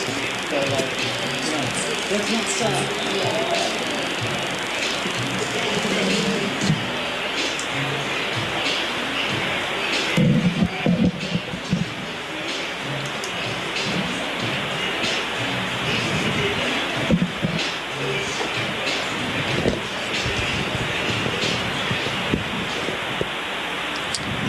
Bottom half of the 6th inning here at Utah Valley University, 4-0 in favor of Bakersfield, leading Utah Valley.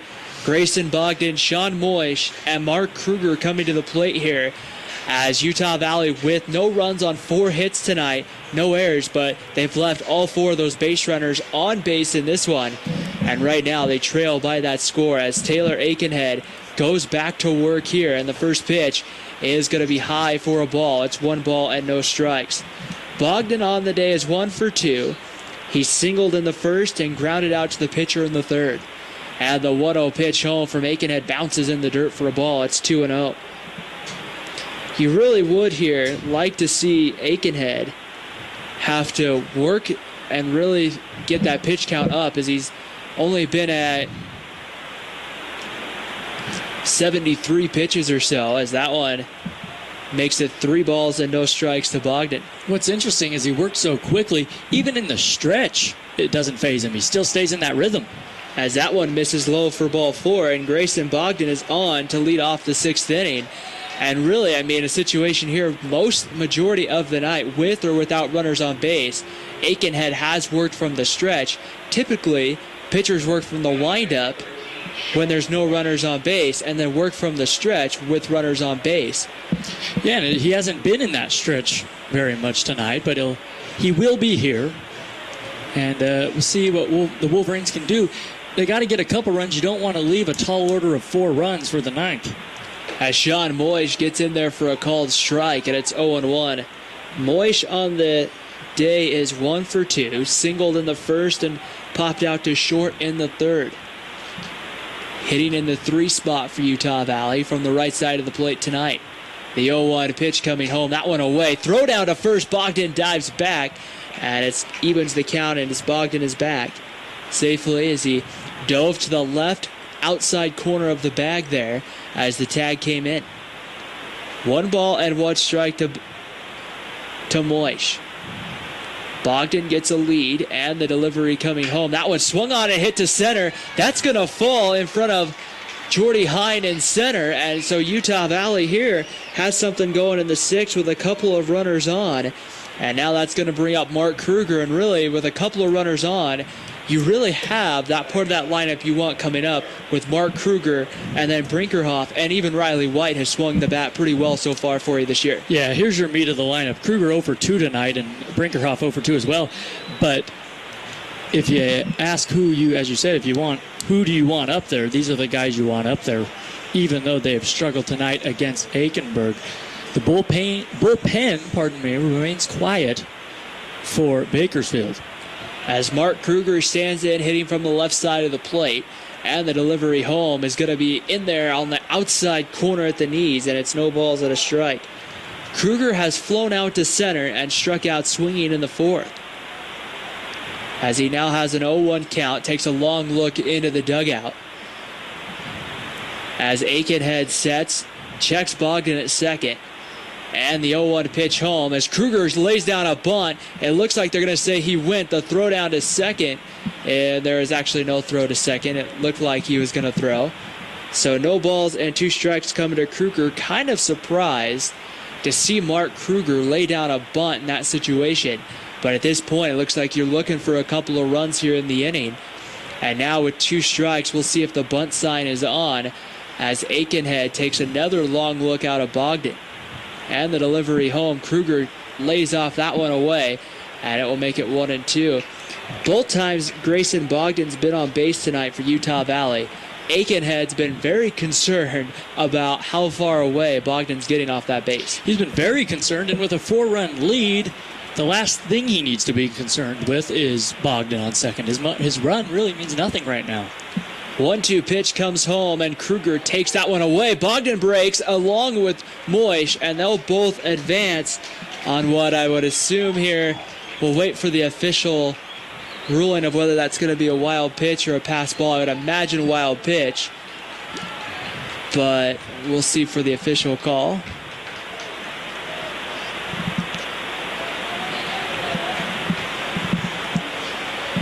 So it'll be a 2-ball and 2 strike count to Mark Kruger. And now with runners on at second and third, that will change some things. Well, it keeps you out of the double play, obviously, and out of any force out. The biggest thing it does is a base hit here could score 2. As the 2-2 pitch comes home, Kruger swings, and looks like he came up empty on that, or foul tip into the glove. And it's going to be strike 3, and Mark Kruger down on strikes for the second time tonight. And here comes Craig Brinkerhoff. Brinkerhoff on the year has done pretty well, coming in hitting .294, 3 home runs, and 14 RBIs. He leads Utah Valley in both of those categories. And the first pitch is away for a ball, 1 ball and no strikes. Well, if you remember all the way back to the first inning, this exact situation came up 2 runners on, Bogdan and Moish, second and third after a wild pitch, and then Kruger and Brinkerhoff were retired to end the inning. As Brinkerhoff takes a swing and miss on a changeup, and it's 1 ball and 1 strike. The difference here is that there's only 1 out here for Brinkerhoff. Wolverines still looking for that elusive run-scoring base hit. 1 ball and 1 strike to count to Brinkerhoff. Brinkerhoff hitting .312 with runners in scoring position. That one hit right back to Aikenhead. He's going to get Bogdan caught in a rundown as it's Jones' throw comes low. It gets away. Diving home is Bogdan, and he scores. Oh, Miles Jones at third threw a ball in the dirt, and it comes off the catcher's glove and scoops away, and Bogdan able to break for home as he was just a few steps away. He will score on an E5, and I mean, you practice the rundown drill all the time, and that's just one of those things there, a simple mistake, and Utah Valley has their first run of the game. Yeah, the Wolverines catch a huge break there because Bogdan has nowhere to go there. Behind him, the runner has already come to third, so Bogdan can't go anywhere. All you have to do is chase him, make a nice little toss to home plate, and he's out. But Jones throws it in the dirt, ball skips away, run scores. And even more importantly here, Craig Brinkerhoff getting all the way down to second base as Riley White takes a first pitch ball, and it's 1 ball and no strikes. Aikenhead delivers the 1-0 pitch on the outside corner. It looks like they're going to call it a strike, and it's 1 ball and 1 strike. And so Utah Valley here with something going. 1 ball and 1 strike, and the delivery home is swung on by White and fouled away. Brinkerhoff reaches on the fielder's choice. Moish sitting at third, and Brinkerhoff at second, and a 1-2 count coming here to Riley White. And when was the last time the tying run was at the plate for the Wolverines in this ballgame? I don't have the answer for that. It's been a while. 1 ball and 2 strikes as Aikenhead delivers. That one's going to be blocked in the dirt for a ball. It's 2 balls and 2 strikes. A good take there by Riley White. First base is open. And you do have Colby Croft on deck, who is 2 for 2 in this game. And the 2-2 pitch coming home. Swung on and missed as White chased that one in the other batter's box. And there's 2 away here in the 6th inning. And now Colby Croft coming up to the plate, and a huge RBI situation. Croft on the year, no home runs and 3 RBIs as he comes up to the plate here. Right here, you have to wonder, and they're not going to do it, but I wouldn't be surprised if they walk Croft here. Fuller's on deck. Croft has had 2 hits, as you mentioned, Ryan, tonight. And the first pitch, Croft swings and grounds that one to short. Fielded cleanly by Sinai, and his throw to first in time. And the 6th inning comes to an end, but Utah Valley does score 1 in the 6th. And at the end of the 6th inning, it's Bakersfield 4, Utah Valley 1. We'll see exactly what will happen as we begin the top of the 7th. Right after this, it's Utah Valley University Baseball on WolverineGreen.com. I didn't get a chance to match when I'm coaching baseball. Good 2.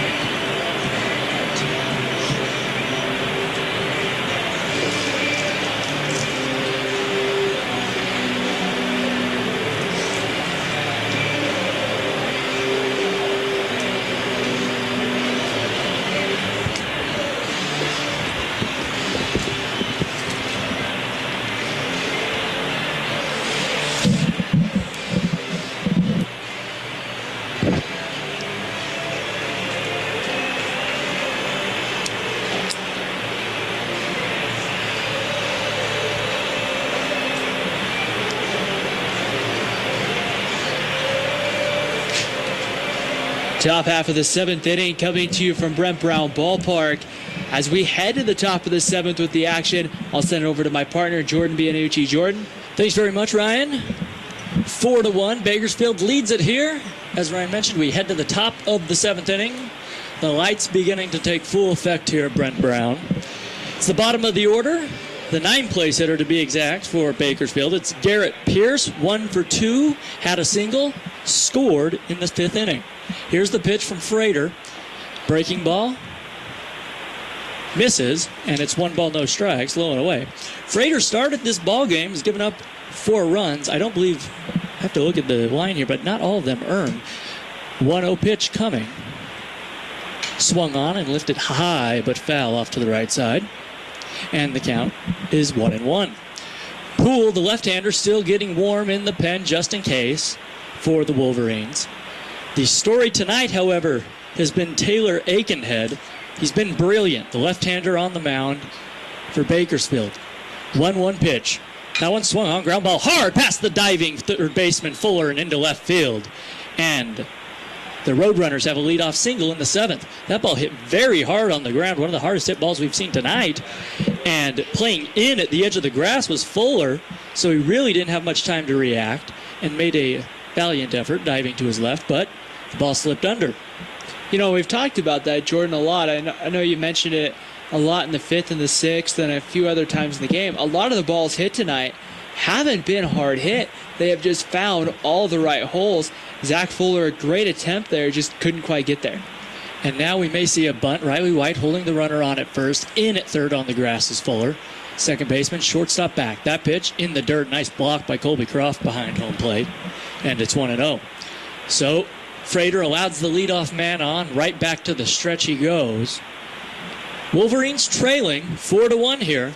And we keep saying it, but a big matchup tonight, a big series against this WAC foe, because only 6 of the 10 ball clubs in the WAC get to the tournament at the end of the season and really have the opportunity to go to the College World Series as Frater checks on his man at first, back in there diving safely. That's one of the things Coach Eric Mattson said a couple weeks ago to me after the game against North Dakota after the first win. That is a goal of this team, is to have a shot to play in that conference tournament and a chance to get to a regional. Jordy Hine, the left-handed hitter, up there still waiting. 1-0 to him as Frater checked on the runner again. Hine hitting from the left side. Frater from the stretch, belt high, the pitch. Swung on, ground ball, third base, through the legs of Fuller into left field. He came up on it a little too soon. Behind him is Motion left. He'll pick it up. But through the legs of Fuller, an error on Zach. An E5, runners now on first and second for Miles Jones. And now you have to really wonder here, with nobody out in the 7th inning, a chance really to open up this game if you're Bakersfield. Very likely to see Miles Jones lay down a bunt. We saw him attempt to in his last at-bat in a similar situation, so now it'll be very likely that he'll be trying to lay that bunt down again. Absolutely. Jones hitting from the right side, had an RBI single in his last at-bat, but here runners on first and second, no one out. We'll see if he does lay one down. Frater comes set, checks the runners. Here's the bunt. It's back towards third base. Charging is Fuller. He has it. Throws to first. Makes the play this time. But Jones gets the job done. A nice bunt.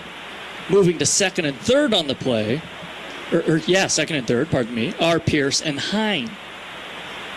So Jones will go down in the books. A 5-3 sacrifice putout. And there's one away now for the 3rd-place hitter, Max Carter, who singled in a run in his last at-bat. Carter, one of those guys I don't really want to mess around with in these kind of situations. He's a big RBI guy for Bakersfield. Yeah, base open. Corner infielders about even with the bag, maybe a step in, and now everybody comes in the infield for the Wolverines. They can't afford any more runs to come across the plate. Fastball hits Carter right in the back. Hits him right in the middle of the number 8 on the back of his uniform, and now the bases are loaded. So Frater uncorks one there, and now a one-out bases loaded jam, and as you said, Ryan, a few more runs here, and this ball game becomes very difficult for the Wolverines to salvage. You don't want in the later innings, you don't want to have a big deficit. It puts a lot more pressure coming into the 8th to the 9th when you start getting that anxiety of there's only 3 outs left, there's only 4 outs left, I got to get a hit. And it's a hard situation as a hitter to hit in. It was one I always hated to hit in. Guspeth at the plate chases a fastball right there. It was up around the lettering of his uniform. And it's 0-1. Middle infield double play depth with 1 out and the bases loaded. Corner infielders about even with the bag, maybe a step in. Outfield, shallow but straight away. Frater from the stretch. 4-1. Bakersfield leads it here in the top half of the seventh inning. Now Frater staring in, taking too long for Gusbeth as he takes time and digs in once again from the right side. On deck is Alan Gwynn, the right-handed hitter. Pitch to him. Swing and a miss. He chased another one that was up around the lettering of his uniform. So that one a breaking ball. First one a fastball. Gusbeth can't hit either. So now it's 0-2. And Frater doesn't have to throw a strike, though he does want to stay out of the dirt as if a ball gets by Croft, a run would score. No balls, 2 strikes. Bent at the knees from the right side is Gusbeth. Frater comes set below the belt, checks the runners. Now he throws. That one swung on and fouled away right side. It's going to get out of play. Onto the rooftop, and the count remains at no balls, 2 strikes. So Frater came with a fastball there at 87. He's gone fastball, slider, fastball. Count still 0-2. Bases juiced here for the Roadrunners. 1 out in the inning. Frater comes home. Swung on, ground ball over the head of the third baseman into left field. 1 run scores. Here comes the second. Here's the throw. It is going to be cut off, and the Roadrunners take a 6-1 lead here in the 7th inning. Another ball not hit very hard, just a chopper over the head of Zach Fuller, who is playing in at third base. 2 RBI single for Gusbeth, and it is 6-1. You know, it's one of those situations, too, where, I mean, unfortunately, if Fuller's playing 1 step back, that's a very good likely, maybe 2 steps back, a double play ball, and the inning's over. Just one of those unfortunate breaks right there as Eric Madsen heads out of the dugout. So that'll be the night for Frater. He leaves trailing 6-1. A disappointing night for Andrew, although he did not pitch poorly at all. He actually did quite a good job, but he will not leave satisfied. And I believe it will be Braden Poole, the left-hander, coming in from the bullpen for Utah Valley. We'll take a quick break here on WolverineGreen.com and come back to you with the numbers on Poole. UVU trails this one 6-1 in the 7th. You're listening to Wolverine Baseball on WolverineGreen.com.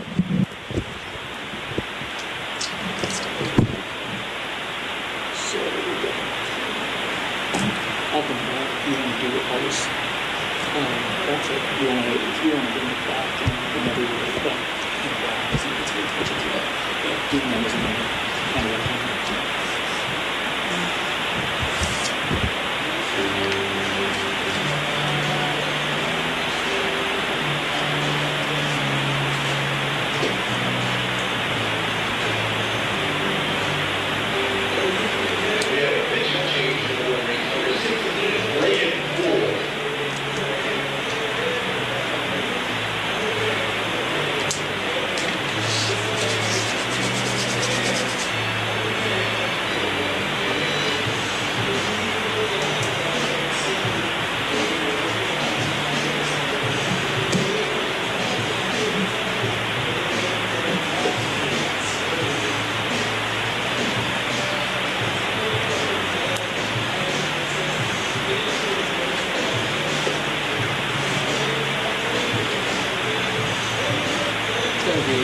Kind of interesting, the runner for Bakersfield. He does that hang out. Yeah, I guess well, you know, it's kind of so what do we do that for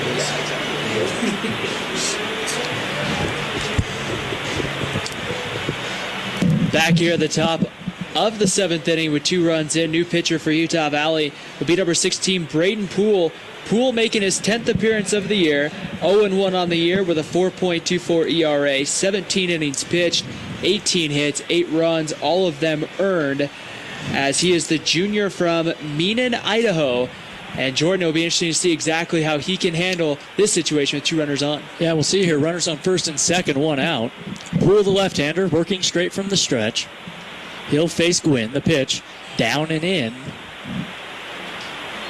Called for a ball. 1 ball, no strikes. To Alan Gwynn. Gwynn, the right-handed hitter. I checked on the Bakersfield website. As far as I can tell, Ryan, no relation to Tony. Yeah, I was wondering that before the game. I kind of forgot to ask you about that. 1 ball, no strike. Fastball misses down and in again, and it's 2-0. So Alan Gwynn ahead in the count. 1 out, 2 men on for the Bakersfield Road Runners. They lead it 6-1 on 11 hits. The Wolverines with 5 hits, 1 run tonight in game 1 of this 3-game set. 2-0 pitch. Fastball, strike 1, right down the pipe, and it's 2-1 to Gwynn. Alan Gwynn, the designated hitter tonight, he's 1 for 2, and he walked back in the 2nd inning. RBI situation here for him with a runner on second base. The 2-1 coming, and nope, Poole can't agree on the sign, or maybe got a little crossed up with Colby Croft, and he'll bring him out to the mound and have a little discussion. Andrew Frater, again, pitched pretty well. 6 1/3 gave up. Ended up 6 runs coming across for the Roadrunners. But Frater made good pitches, and we can't say it enough. Just a few balls that were hit right on the numbers. Most of them just found some space out there. And that's how it goes tonight for Andrew Frater, the UVU ace. Frater 1-3 on the year, but that record really doesn't indicate how well he has pitched. The pitch from Poole, swung on and missed. There's a fastball, and it's 2-2. A mighty swing from Alan Gwynn. Poole bent at the waist. That left arm resting on his right knee. Now comes set. He throws. Swing or no swing. It was a half swing, a fastball that I thought was a strike on the corner anyway. They appeal down to first base umpire Darren Steer, who says no swing, ball 3. But a very good pitch there from Braden Poole. I thought it was going to be a ring him up situation right there on the outside corner, but just missing, says Jeff Macias, and the count is full. Runners on first and second, short leads. Corner infield in, the pitch. Fastball misses way up high, and the bases are loaded. So Poole came with a fastball, was not close, an easy take for Gwynn. And the bases will be loaded now for Oscar Sinai. And now you do get a good situation. You're back in a double play. You can cut the run down at home. And it'll be interesting to see here if Poole will go maybe low and away to Sinai, try to get him to maybe hit a ground ball right to Grayson Bogdan. Bogdan at second base. Riley White playing even with the bag at first. As at third. That one swung on and fouled away. It's 0-1. Fuller at third base. About 10 feet off the bag, maybe at third base. And Fuller's had a rough night. A couple of balls that have just... one ball that got over his head wasn't his fault. One that went through his legs, though, that he'd like to have back. The only Wolverine error on the night. Fuller's actually made a couple nice plays over there as well. That one swung on and lifted foul down the right field line and into the storage area. And the count is quickly 0-2 strikes. So, a strikeout situation here. Poole would like nothing more, maybe other than a ground ball up the middle for a double play, but he would take a strikeout. 0-2 pitch coming to Sinai. Fastball high and away. Not close, and the count is 1-2 strikes to Oscar Sinai. Sinai singled in a run and came around to score back in the second inning. That was a 2-run second inning for the Roadrunners. They then added 2 in the fifth and have added 2 more here in the seventh. Only 1 out, bases loaded. They're looking to really break this thing open. That one swung on and hit well, deep to center field, going back. It's Hart. Hart still going back. Now we'll settle under it, well in front of the track. 1 run will tag and easily come in to score. The runner tagging from second will head into third, cut off by the shortstop out there. And he's safe at third. 7-1 now. Bakersfield leads it. Sinai really gave that one a ride. It's 408 to dead center. Maybe stopping 20 feet or so, 30 feet in front of the wall in center field was Hart, who had to go very deep because he was playing so shallow, but made a nice play on it. However, a run scores, and the deficit is 6 for Utah Valley. Sinai picks up his second RBI of the night. Now runners at the corners for the right-handed hitting Ross Huff. The pitch to him.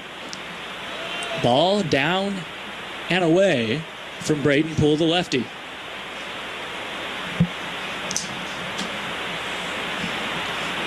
Gwynn, the man at first. Carter, the man at third.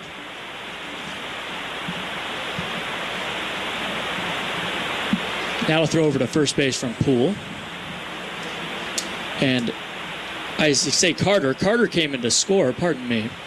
It's Gusbeth at third base. Poole comes set from the stretch. 1-0, misses. Throw down to second on the steal. Now a runner caught in a run down. Throw home as the runner heads home. They got it. No, the ball gets loose. He slid into the glove of Croft, knocked the ball loose, so everybody's safe. And it's 8-1. That play, nice, was really done well by the Wolverines here as I look out there. But the ball home, the throw home was right there, right in the glove.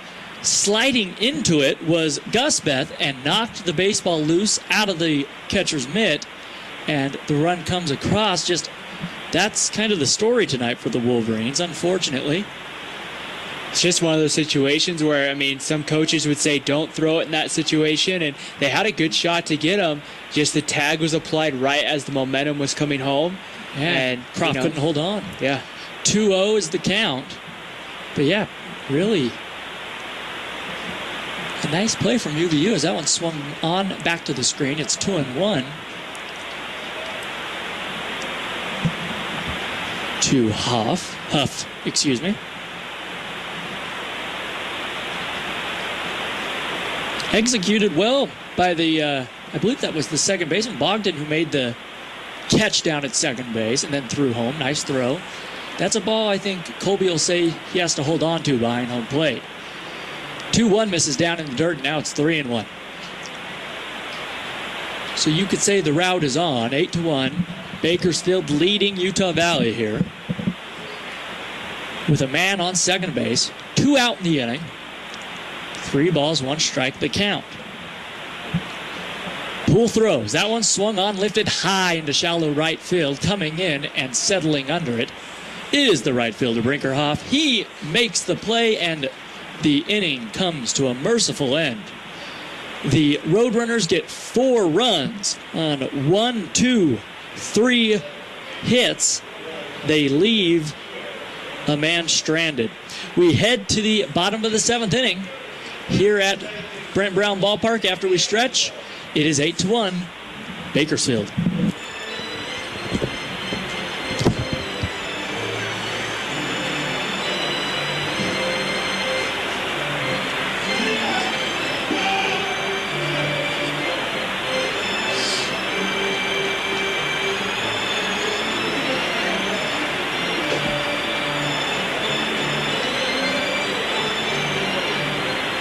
Seriously, that's incredible. 2 hits.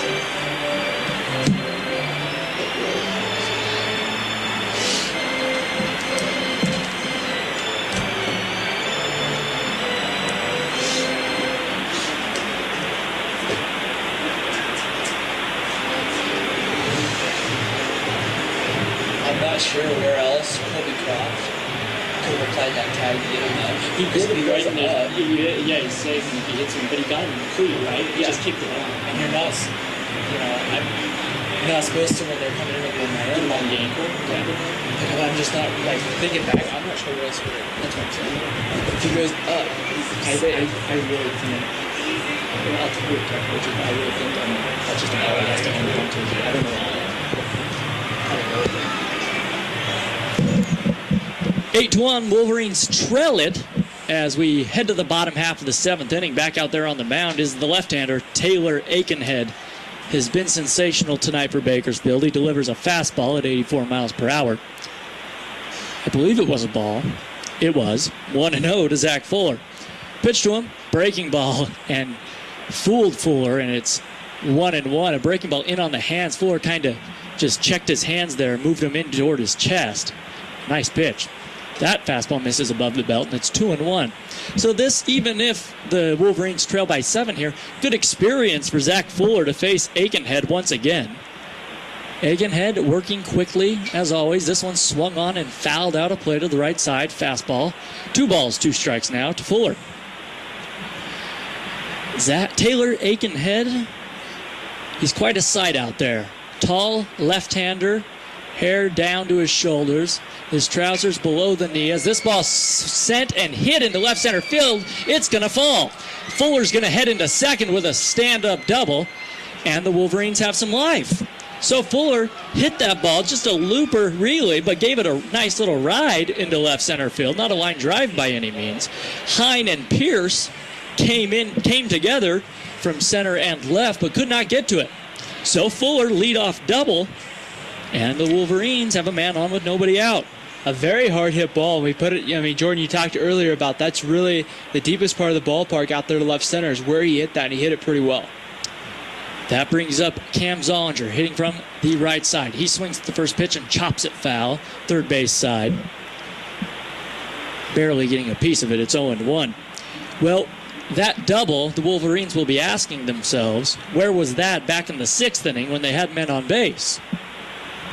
And were threatening, and it was only a 4-1 ball game. Right now it's an 8-1 ball game. Bakersfield on top here. Aikenhead throws. That one swung on. That one lifted into shallow right center. Giving chase is Hine. He comes in. He makes the grab. About waist high. Backhands it. Staying put at second is Fuller. One away. A nice play there from Jordy Hine. And you look out there. He has a huge glove. The size of that glove is quite impressive. He came in and you thought maybe he'd have to dive for it coming in into his left. But he just reached out that glove and snatched it right in front of him. Not an easy play. Very long run for Hine there, and really showing his speed, which we saw in the base pass earlier, and that really translates well to playing center field, especially in this ballpark here. Here's the pitch to Hart. He fouls one away. Top of the order now for UVU. Zollinger avoids the golden sombrero after striking out twice in the 2nd and 5th. He pops up there. 0-1 to Jordy. Jordy also looking to avoid that 3 strikeout game. He's struck out twice tonight previously. Ball misses outside. 1-1. Hart 0 for 3. As I mentioned, 2 strikeouts, and he popped up behind home plate. Back in the 3rd. So it'll be Hart, top of the order here with 1 out and a man on second. Waiting on deck is Bogdan. The pitch swung on, fouled back to the screen, and it's 1 ball, 2 strikes to Jordy Hart. A man on, a man out as traffic trickles down University Parkway beyond center field and right field here at Brent Brown Ballpark, heading towards the Interstate 15. Now a ball in the dirt, a nice sliding stop to his right was Ross Huff behind home plate, and it's 2 balls, 2 strikes to Jordy. We haven't mentioned this, Ryan. What are the chances Jordy Hart playing for UVU in center field starting, and Jordy Hine playing in center field, leading off for Bakersfield as Hart goes down swinging. And there are 2 away here in the 7th. 2 Jordys in center, both with the initials JH and both leading off. We do not have a statistic for it, but crazy stuff here tonight, Ryan. They're spelled differently, too. They are. One's right-handed, the other's left-handed. I mean, it's really kind of interesting to kind of see the comparisons between the 2. Long-lost twins. Who knows? They do have different last names. Perhaps that puts a hole in that theory as a ball misses away to Bogdan. 1 ball, no strikes to the kid out of Bluffdale. Sophomore, second baseman. Hitting from the right side, 1-0 pitch. Fastball, just a bit outside, and it's 2-0 to Grayson.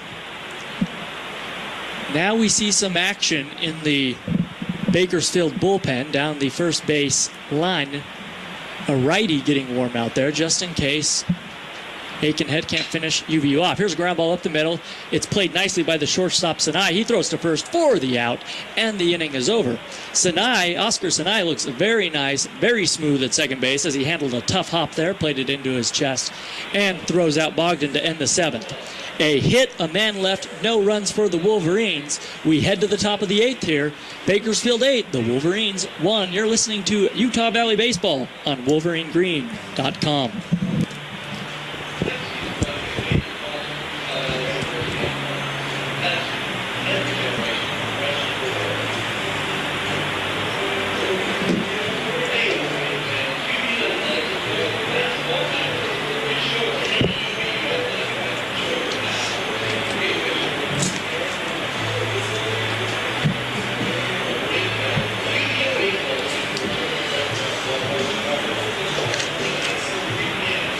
many pitches is he?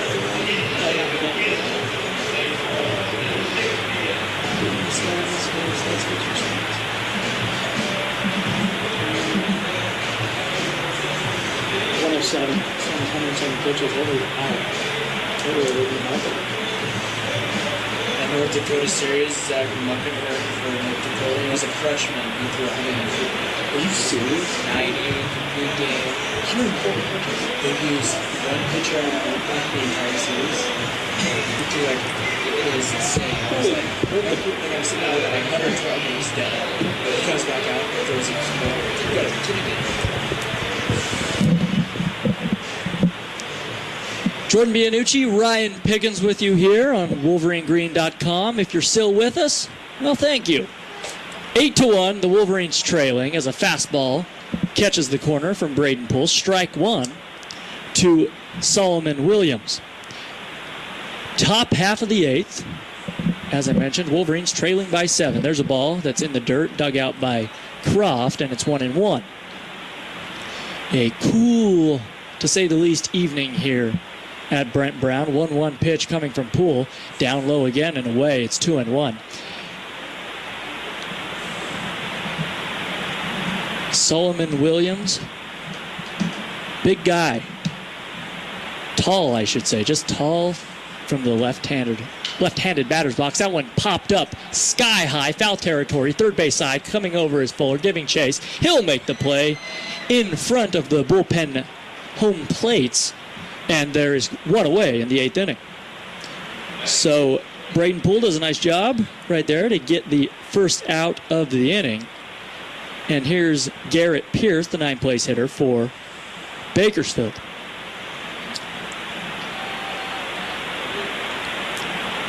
It says on my weather chart here, my trusty weather site. Line drive right to Fuller. He moves to his left, makes the two-handed grab.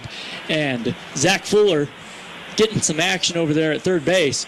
2 away quickly here in the 8th inning. It says it's only 47 degrees. There is no way. I'm telling you, it's high 30s. High 30s at best. They call it the hot corner, Jordan. It looks like tonight, Fuller's getting a lot of action over there at third tonight. He has. A lot of action over there at third. Fuller playing in right now, actually, as the left-handed hitting leadoff hitter Hine comes up. Jordy takes a strike on the outside corner. Jordy Hine, no batting gloves for him. Tonight he is singled and struck out, reached on an error, and sacrificed a man. So really a full night up there for Hine as he takes a strike on the outside corner. Strike two. 0-2 now to him. It has not been the Wolverines' night, especially at the plate. Only 1 run on 6 hits. There's a little low liner down the third base line. Foul. And Hine stays alive. There's some action going right now in the Utah Valley bullpen. It looks like a right-hander here. I'll try to see if I can get a number here. Poole working from the windup with the bases empty. 0-2 pitch. That one over the head of Hine. A breaking ball that did not break. And Hine just ducked under it and will move along. One ball, 2 strikes the count. Warming up in the bullpen, number 40, Boyd Bell for Utah Valley. 1-2 pitch. Swung on. Slow grounder it to Bogdan. Over to his left. Throws to first. Gets the speedy Hine. And a 1-2-3 inning for UVU. No hits. Nobody left. No runs for Bakersfield. We head to the bottom of the 8th.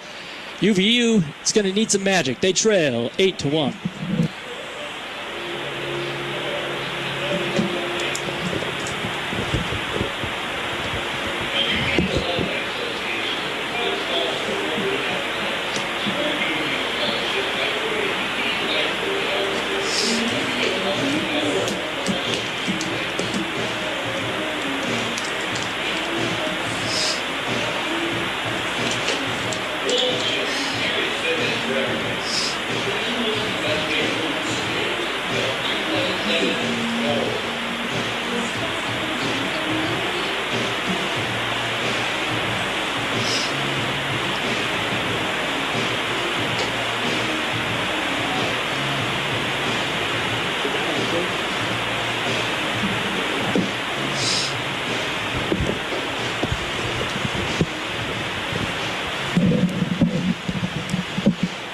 You're listening to Utah Valley Baseball on the home of the Wolverines, WolverineGreen.com. Tonight, the Wolverines trailing in WAC play. 8-1 the score. Bakersfield in control here as we head to the bottom of the 8th inning. Leading things off for the Wolverines, it'll be Sean Moish, followed by Mark Kruger and Craig Brinkerhoff. Moish has actually had a pretty good night. 2 for 3, couple of singles. He swings at the first pitch, single number 3. 3 for 4. So Sean, leadoff single, and UVU has a man on. Really good to see Sean Moish swinging a good bat in this one, getting a couple of hits. Kind of seemed like he was pressing there for a couple of weeks, really wanting to do well. Had the home run against North Dakota, but really kind of had a tough series there, and so it's good to see him have a good solid night. Yeah, just a line drive there in the left field that fell. Moish expected, or was a lot of expectations this year from Moish, and maybe that he's trying to get out of that there and just relax up at the plate as Kruger swings and chops one foul. It's 0-1. Kruger, the tall left-handed hitting designated hitter, he's had a rough night. 2 strikeouts, and he's popped up to center field. A man on, nobody out here. 8-1. Wolverines trail in the 8th inning. Back out on the mound, though, the real story tonight has been Tyler Aikenhead. The lefty working from the stretch has been brilliant. The pitch to him. Breaking ball freezes Kruger. A curveball at 72, and that was a beauty. Aikenhead's been named the Western Athletic Conference Player of the Week twice already this year, and I think we're seeing why tonight. The 0-2 pitch coming to Kruger. Fastball swung. No, another breaking ball swung on and missed, and that's why right there. Unbelievable. That pitch moved a foot. That was impressive. It says here, Aikenberg started this inning after having thrown 107 pitches, so he's up around 113, 114 right now, and is only getting stronger, it seems. Wow. Faces the right-handed hitting Craig Brinkerhoff here as he foul tips one, and it's 0-1 to him. Brinkerhoff hitting right-handed, Still at first base is Moish after that leadoff single. 1 out. The pitch. In the dirt, Moish now caught in between second and first, heads back to first base as he thought about heading to second, but stopped and wisely retreated to the bag. On the out-of-town scoreboard in the WAC tonight, New Mexico State lost to Sacramento State in Las Cruces, 7-2. Or excuse me, that game only in the top of the 6th. There's a ground ball base hit down the third base line. A base hit for Croft, heading into third, diving safely ahead of the throw, which gets by Jones and is cut off in the infield by the pitcher Aikenhead. Runners on second and third now for UVU. An extra base hit there for Craig Brinkerhoff. The ball hit right down the third baseline. There was no chance there that Miles Jones at third was going to get there. A great job on the bases there, running by Sean Moish to immediately run, turn at second, and go. A lot of times they'll kind of wait to see, well, should I go, should I not? No, you have to go if you're going to get that extra bag. So here's Riley White, switch hitter, hitting from the right side of the plate. Aikenberg throws. Fastball swung on, fouled back to the screen. We mentioned Aikenberg, a very quick worker out there. Does not waste any time. Back into the windup already. 0-1 pitch to White. Fastball swung on, line drive, base hit up the middle. 1 run will score. Center fielder Hine will field it. He'll throw, cut off, and 1 run comes in for UVU. Holding at third was Croft, and it's 8-2. Scoring on the play was Sean Moish.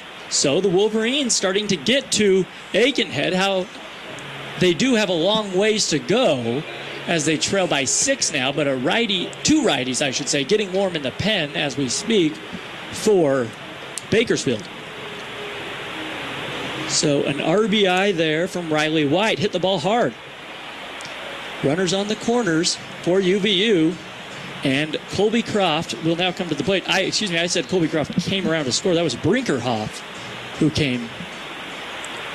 Sean Moish came around to score. Craig Brinkerhoff at third base. Getting all tongue-tied here. An interesting move there by Aikenhead as he faked the throw to first and just quickly turned to look over at third. Here's the pitch. Fastball. Off the plate. 1-0 to Colby Croft. Yeah, not the look to first, or first move to third you normally see, but other way around. 1 ball, no strikes. The lefty comes set. He throws. Swung on. This one's lined to the left center field. It's going to get down for a base hit. 1 run's going to come in to score. Here comes the speedy White heading around third. He'll score easily. Stopping at second base with a 2-run double is Colby Croft, and the Wolverines back in business. They're within striking distance now, 8-4. We'll see how much longer Bill Kernan, the Bakersfield manager, leaves Aikenhead out there. He's been hit hard this inning. We know Utah Valley's a good hitting team. At times this year, they have hit the baseball really well, have been able to score runs against good pitching. They've competed in a lot of their games, but they'll get hot for a little while and then kind of struggle. And it looks like we're going to have a mound visit here. Or we might even have a pitching change. I think that's the head coach, Bill Kernan, heading out of the very slowly walking to the mound there, buying the time that he can. We'll see here. Yeah, he's taking his time out there. I think we are going to have a change. I think he's giving some time for the bullpen to get all the way warm out there down the first base line. If this is Aikenhead's last, or rather if Aikenhead is done already, unfortunate for Bakersfield and Aikenhead to give up those last couple hits and runs because he pitched so well all night long. Here comes the home plate umpire, Jeff Macias, to break things up, and really Macias looks to have joined the conversation. Aikenhead has talked himself into this game. I can't believe it. They're going to leave him out there. He's thrown upwards around 120 pitches. The man on second for UVU, 1 out in the inning, and they trail by 4 runs, 3 already in this inning. So I'm very surprised, Ryan, to see them leaving Aikenhead in here, although he will face the bottom of the order in Zach Fuller and Cam Zollinger. He is facing the bottom part of the order against hitters that he's had some success against tonight. And it will be interesting here to see with 1 out exactly how long his leash is at this point. We'll see. Fuller actually doubled off him in his last at-bat, got a nice pitch to hit. He check swings here on a curveball, and it's 0-1. So Aikenhead, just a pretty breaking pitch on the outside corner to begin the at-bat. 0-1 pitch. Fuller swings. This one hammered into center field. High, though. It's going to hang up there for the center fielder, Hine. Makes the grab about 15, 20 feet in front of the track. Tagging at second, heading to third is Colby Croft. 2 away in the inning. And here comes Riley White. Or excuse me, I say Riley White. Here comes Cam Zollinger. And out comes head coach Bill Kernan. He has, it looks like, pointed down to the bullpen. He has to make a move now. This is his second visit. So Aikenhead will be gone. We'll get a right-hander heading in from the bullpen. So a terrific night in spite of this inning for Taylor Aikenhead. Almost going the distance and throwing a lot of pitches. A gutsy performance. He'll head to the dugout. UVU trails at 8-4. They'll have a man on third with 2 outs. And Cam Zollinger coming up for the Wolverines. We'll take a little break here on WolverineGreen.com in the midst of the bottom of the 8th inning. 3 runs in for the Wolverines. They trail 8-4.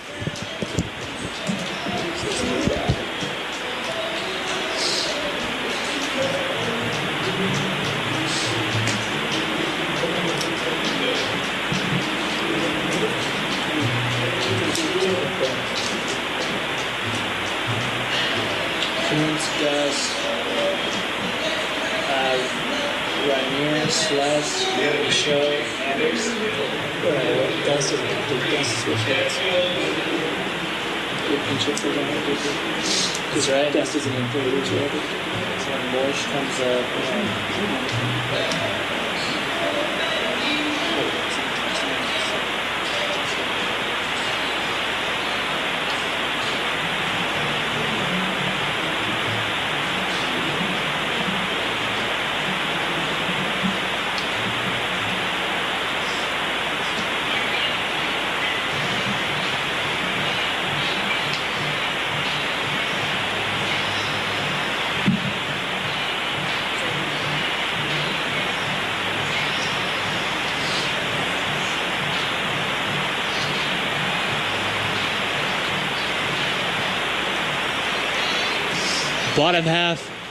Bottom half of the 8th inning here at Brent Brown Ballpark. Utah Valley with 4 runs in here in the inning. New pitcher for Bakersfield, number 23, Sergio Luna, the junior from Los Angeles, California, started his college career at East Los Angeles College. And he doesn't exactly come in an easy situation with 2 outs with a runner on. And Utah Valley definitely having the momentum, Jordan. So Luna, the right-hander, working from the stretch. He faces Zollinger, swinging and a miss at a first pitch down in the dirt, and it's 0-1.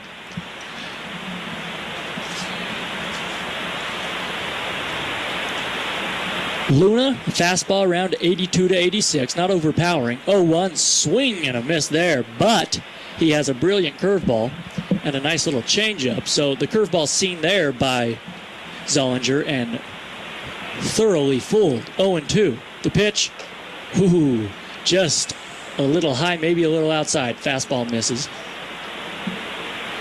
And it's 1 ball, 2 strikes to Zollinger. Luna working quickly as well. The pitch away, and it's 2-2 now.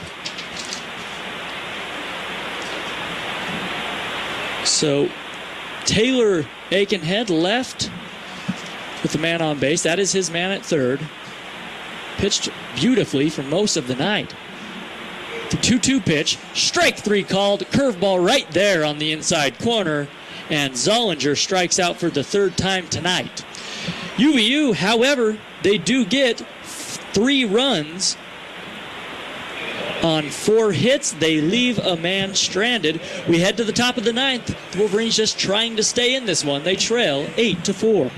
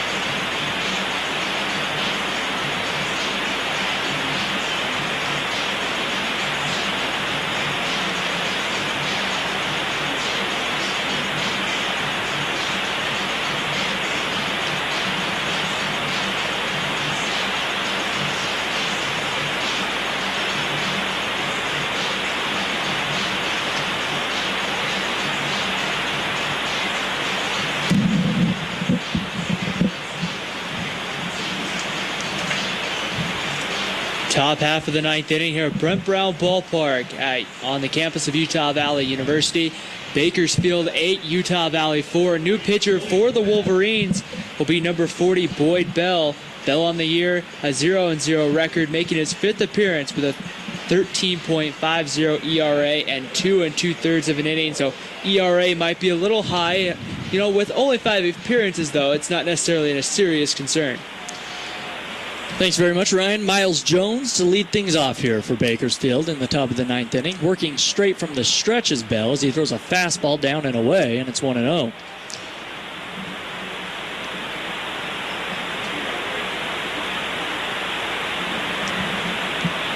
Bell comes set, chest high, he throws. Fastball right there on the outside corner at 84, and it's 1 ball, 1 strike. Bell, 6'5", 210-pound, junior transfer from Northridge, California, out of Granada Hills High School. He transferred from Pierce College. Ball misses down, and it's 2-1 to Jones.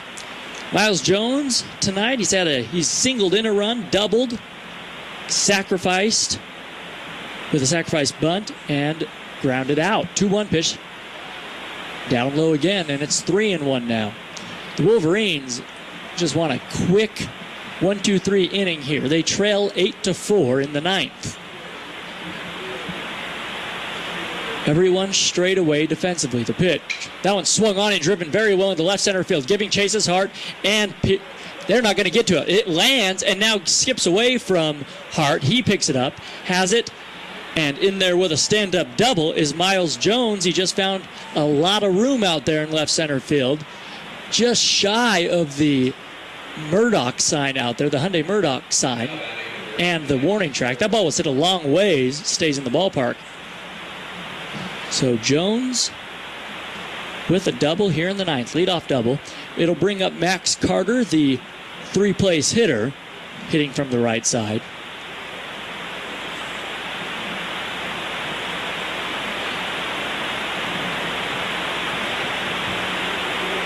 Carter on the evening, 1 for 3 with a walk. He came around to score back in the seventh. The pitch to him.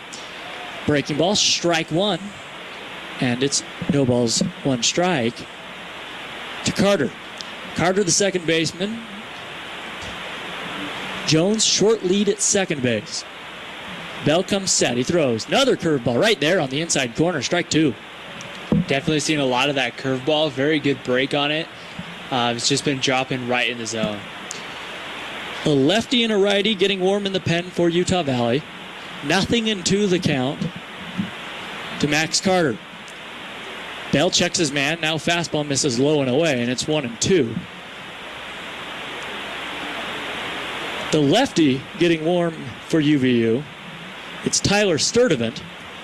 And we'll check on that righty in just a second. Or I should say the righty is Sturdivant. Fastball misses up and in, and the count is even at 2 balls, 2 strikes. The lefty getting warm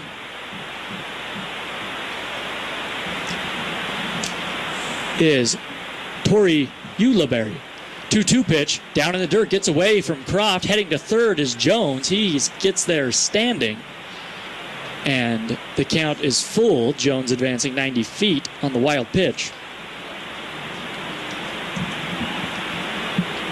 Now the infield will come in for the Wolverines. They trail by 4. Really can't afford to give up any more runs. It's a tall task asking for 4 in the ninth as it is. Fastball misses low and away. And Carter is on first base. So runners on the corners now for the cleanup hitter, Chance Guspeth.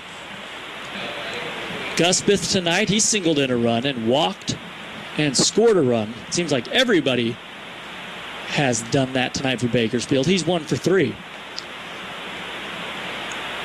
Ulibarri and Sturdivant continue to get warm. Bell from the stretch. He throws. Fastball, strike one to the right-handed hitting Guspeth. 2 on, nobody out for Bakersfield here in the ninth. They lead by 4. Bell from the stretch. Doesn't check the runners. Jones takes off. Bunchon, throw down to second. They have him easily for the out. The runner at third, Jones, did not take off from third base when Croft threw to second. So a missed sign or something, a mistake. I'm not sure what it was, but an easy play for Croft, as I don't think Carter was expecting a throw down to second base. I don't think he was either. And, I mean, a great throw. Croft has a great arm behind the plate. He does. 1 away. The pitch, low and away. And it's 2 balls, 1 strike now to Guspeth. But that is a big out, as the infield will remain in with a man on third. But just to get 1 out in the inning there and erase a base runner. Bell delivers. Fastball misses low. 3 balls, 1 strike now to Guspeth, who, as the cleanup hitter, will be sitting dead red here. Waiting on deck is Alan Gwynn. Bell, the tall righty for the Wolverines, throws 3-1, down and away, not close, and he walked him. So Bell is lucky to have 1 out, as since he has come into the ball game, he has given up a double, thrown a wild pitch, and walked a batter. So Colby Croft will head out to the mound, have a quick word with him. As I almost say Tony Gwynn, that would be bad news for Bell as Tony Gwynn comes to the plate. No, as Alan Gwynn comes to the plate. Eric Matson's going to come out, and when Eric comes out, it usually means there's going to be a change. However, he has not signaled yet to the bullpen. So perhaps giving them some time, stalling a bit to get warm, and And Bell walks off towards the dugout as if to give the ball to Eric.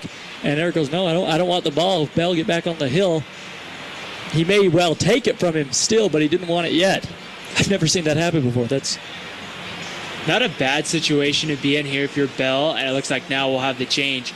You do have runners on the corners, and so a ground ball, potentially double play, ends the inning. So not a terrible walk there, but I mean, again, there's a good and a bad side to every situation. So ultimately, Bell does depart, and here comes the right-hander. It's going to be Sturdivant. Sturdivant, the very consistent right-handed pitcher out of the bullpen for UVU this season. He'll have a runners on the corner situation with one out, trailing 8-4 in the ninth. We'll take a quick break here on WolverineGreen.com and be back after this.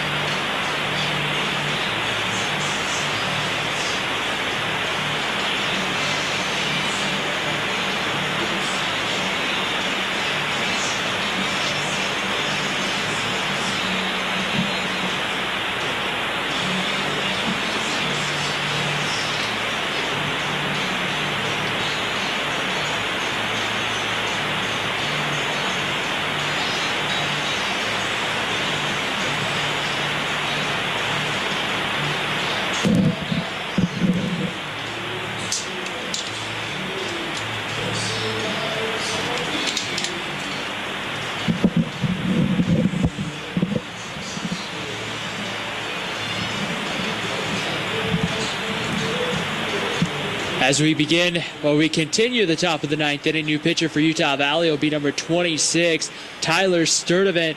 He is a freshman out of Shallow Water, Texas, making his 7th appearance of the year. He's 2-0 with a 7.50 ERA and has concluded 6 innings, had a couple of nice outings, one against Utah last week, and then also pitched in that North Dakota series and came in a couple of times as well. So Sturdivant from the stretch. First, he throws over to first base, checks on the runner. Back in standing over at first was Gus Beth. Runners on the corners, one out here in the ninth. Sturdivant from the stretch. Checks the runner over his shoulder. He pitches. Bunt shown. He gets away from Croft off his chest. The runner is going to come into scores. That ball caroms all the way back to the backstop. And the runner advances from first to second. So it's 9-4 Bakersfield. And I don't know what happened. I think maybe Sturdivant and Croft got crossed up there because Sturdivant threw a fastball and Croft was not ready for it. And that can be dangerous. Colby seems to be fine. He goes and takes his place behind home plate and doesn't even go out to talk to Sturdivant. So kind of an odd situation. Usually if you do get crossed up, you go out and straighten it up. 1-0 pitch. Breaking ball misses, and it's 2-0 now to Gwynn. So coming into score there was Miles Jones, making the score 9-4. Heading to second was Gus Beth. Pitch, breaking ball right in there, 2-1. Sturdivant peers in, short lead at second for Gus Beth. The pitch. That one swung on, ground ball to second base. Backhanding it is Bogdan. It gets by him. Tough hop off the lip of the grass. Runner's going to come in and score all the way from second, as backing it up in right field was Jordy Hart and Brinkerhoff. It was Hart, the center fielder, that actually got to it first.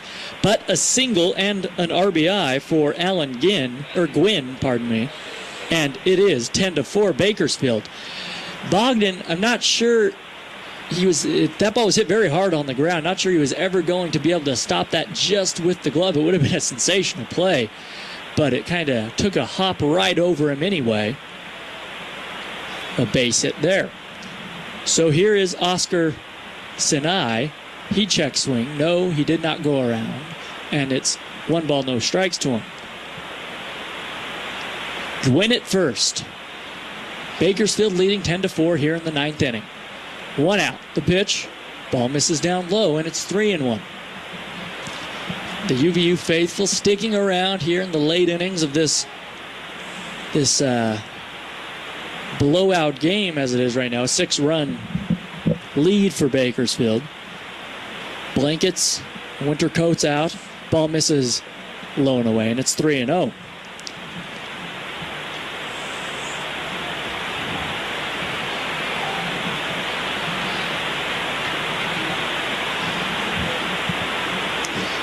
Sturdivant comes set, checks the runner, hardly a lead at all over at first.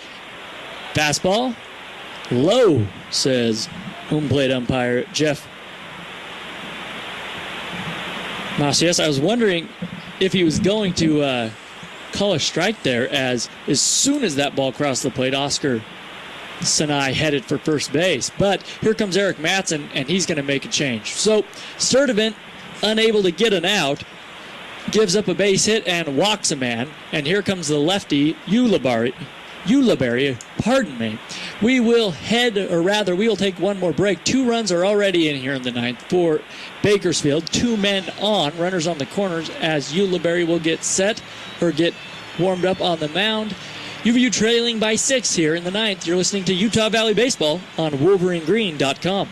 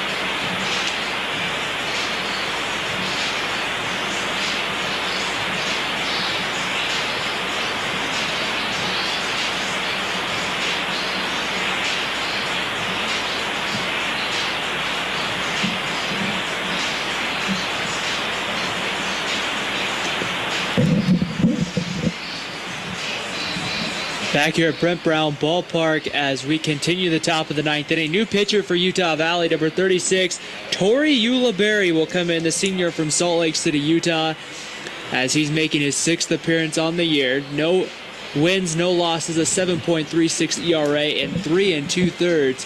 Been used a big time as like a situational lefty. Will now come in and face Ross Huff.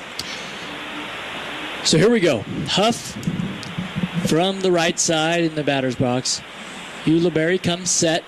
The lefty throws. Fastball swung on. Chopper to the shortstop. This could be 2. Over to second. Bogdan on to first. He picks it. He's gone. So Riley White, a nice play at first base, picking that throw out of the dirt.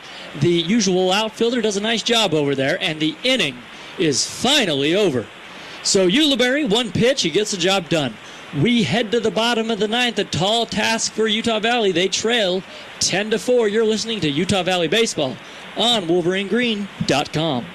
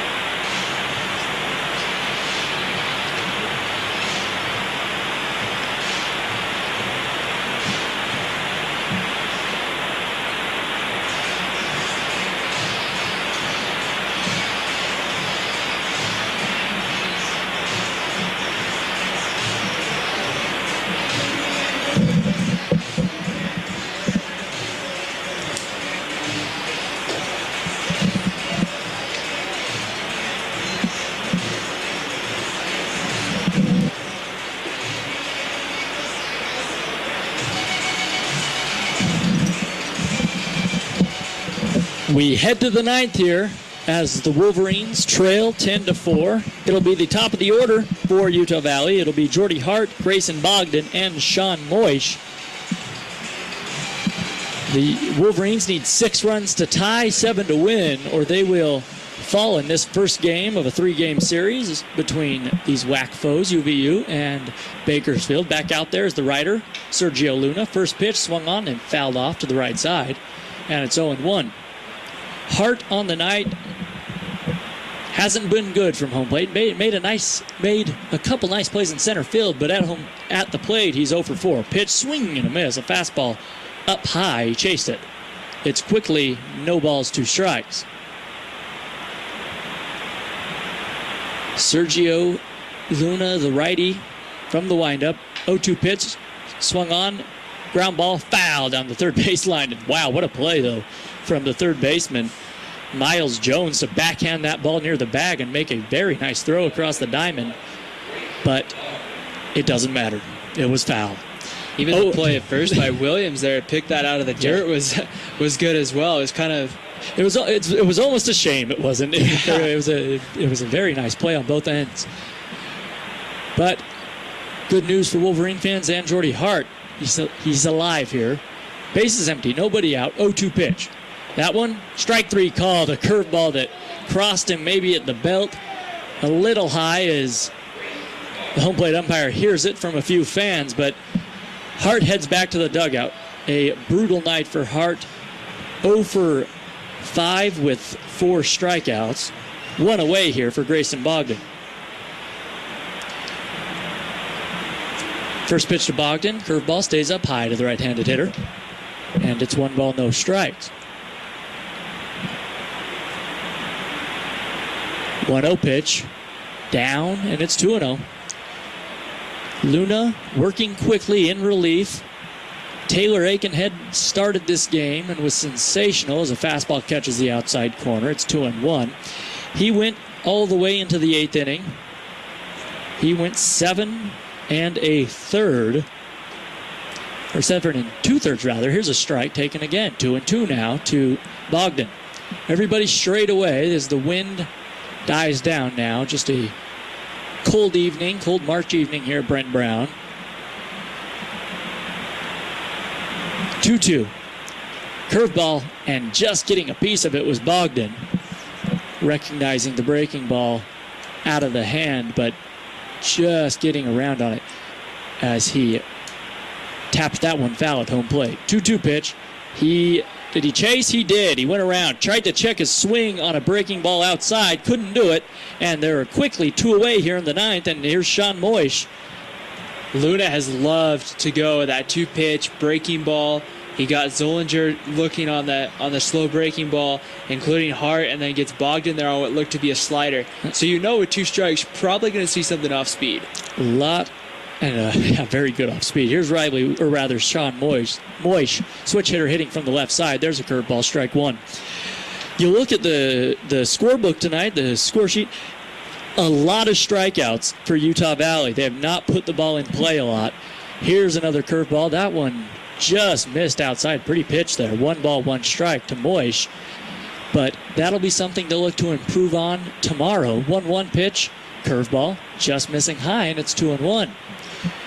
I mean, we can count them here, but just looking at a lot of Ks.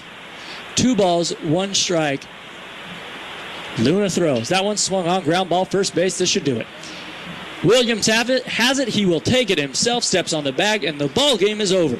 Bakersfield wins this one by a final of 10-4 as Moish grounds out to end it in the 9th. And the Wolverines did not do a lot real well tonight. To Bakersfield's credit, though, they played very well, got very strong, got a great start pitching-wise from Taylor Aikenhead, and then they hit the baseball themselves against a good start from really Andrew Frater. Frater pitched well. But Bakersfield gets the victory, and they move to 4-3 in conference play. UVU falls to 1-3. We will have more numbers for you coming back after this on a quick post-game tonight on WolverineGreen.com. Stay with us. We'll come back after a short break here. Once again, the final score from Brent Brown. Bakersfield 10, Wolverines 4.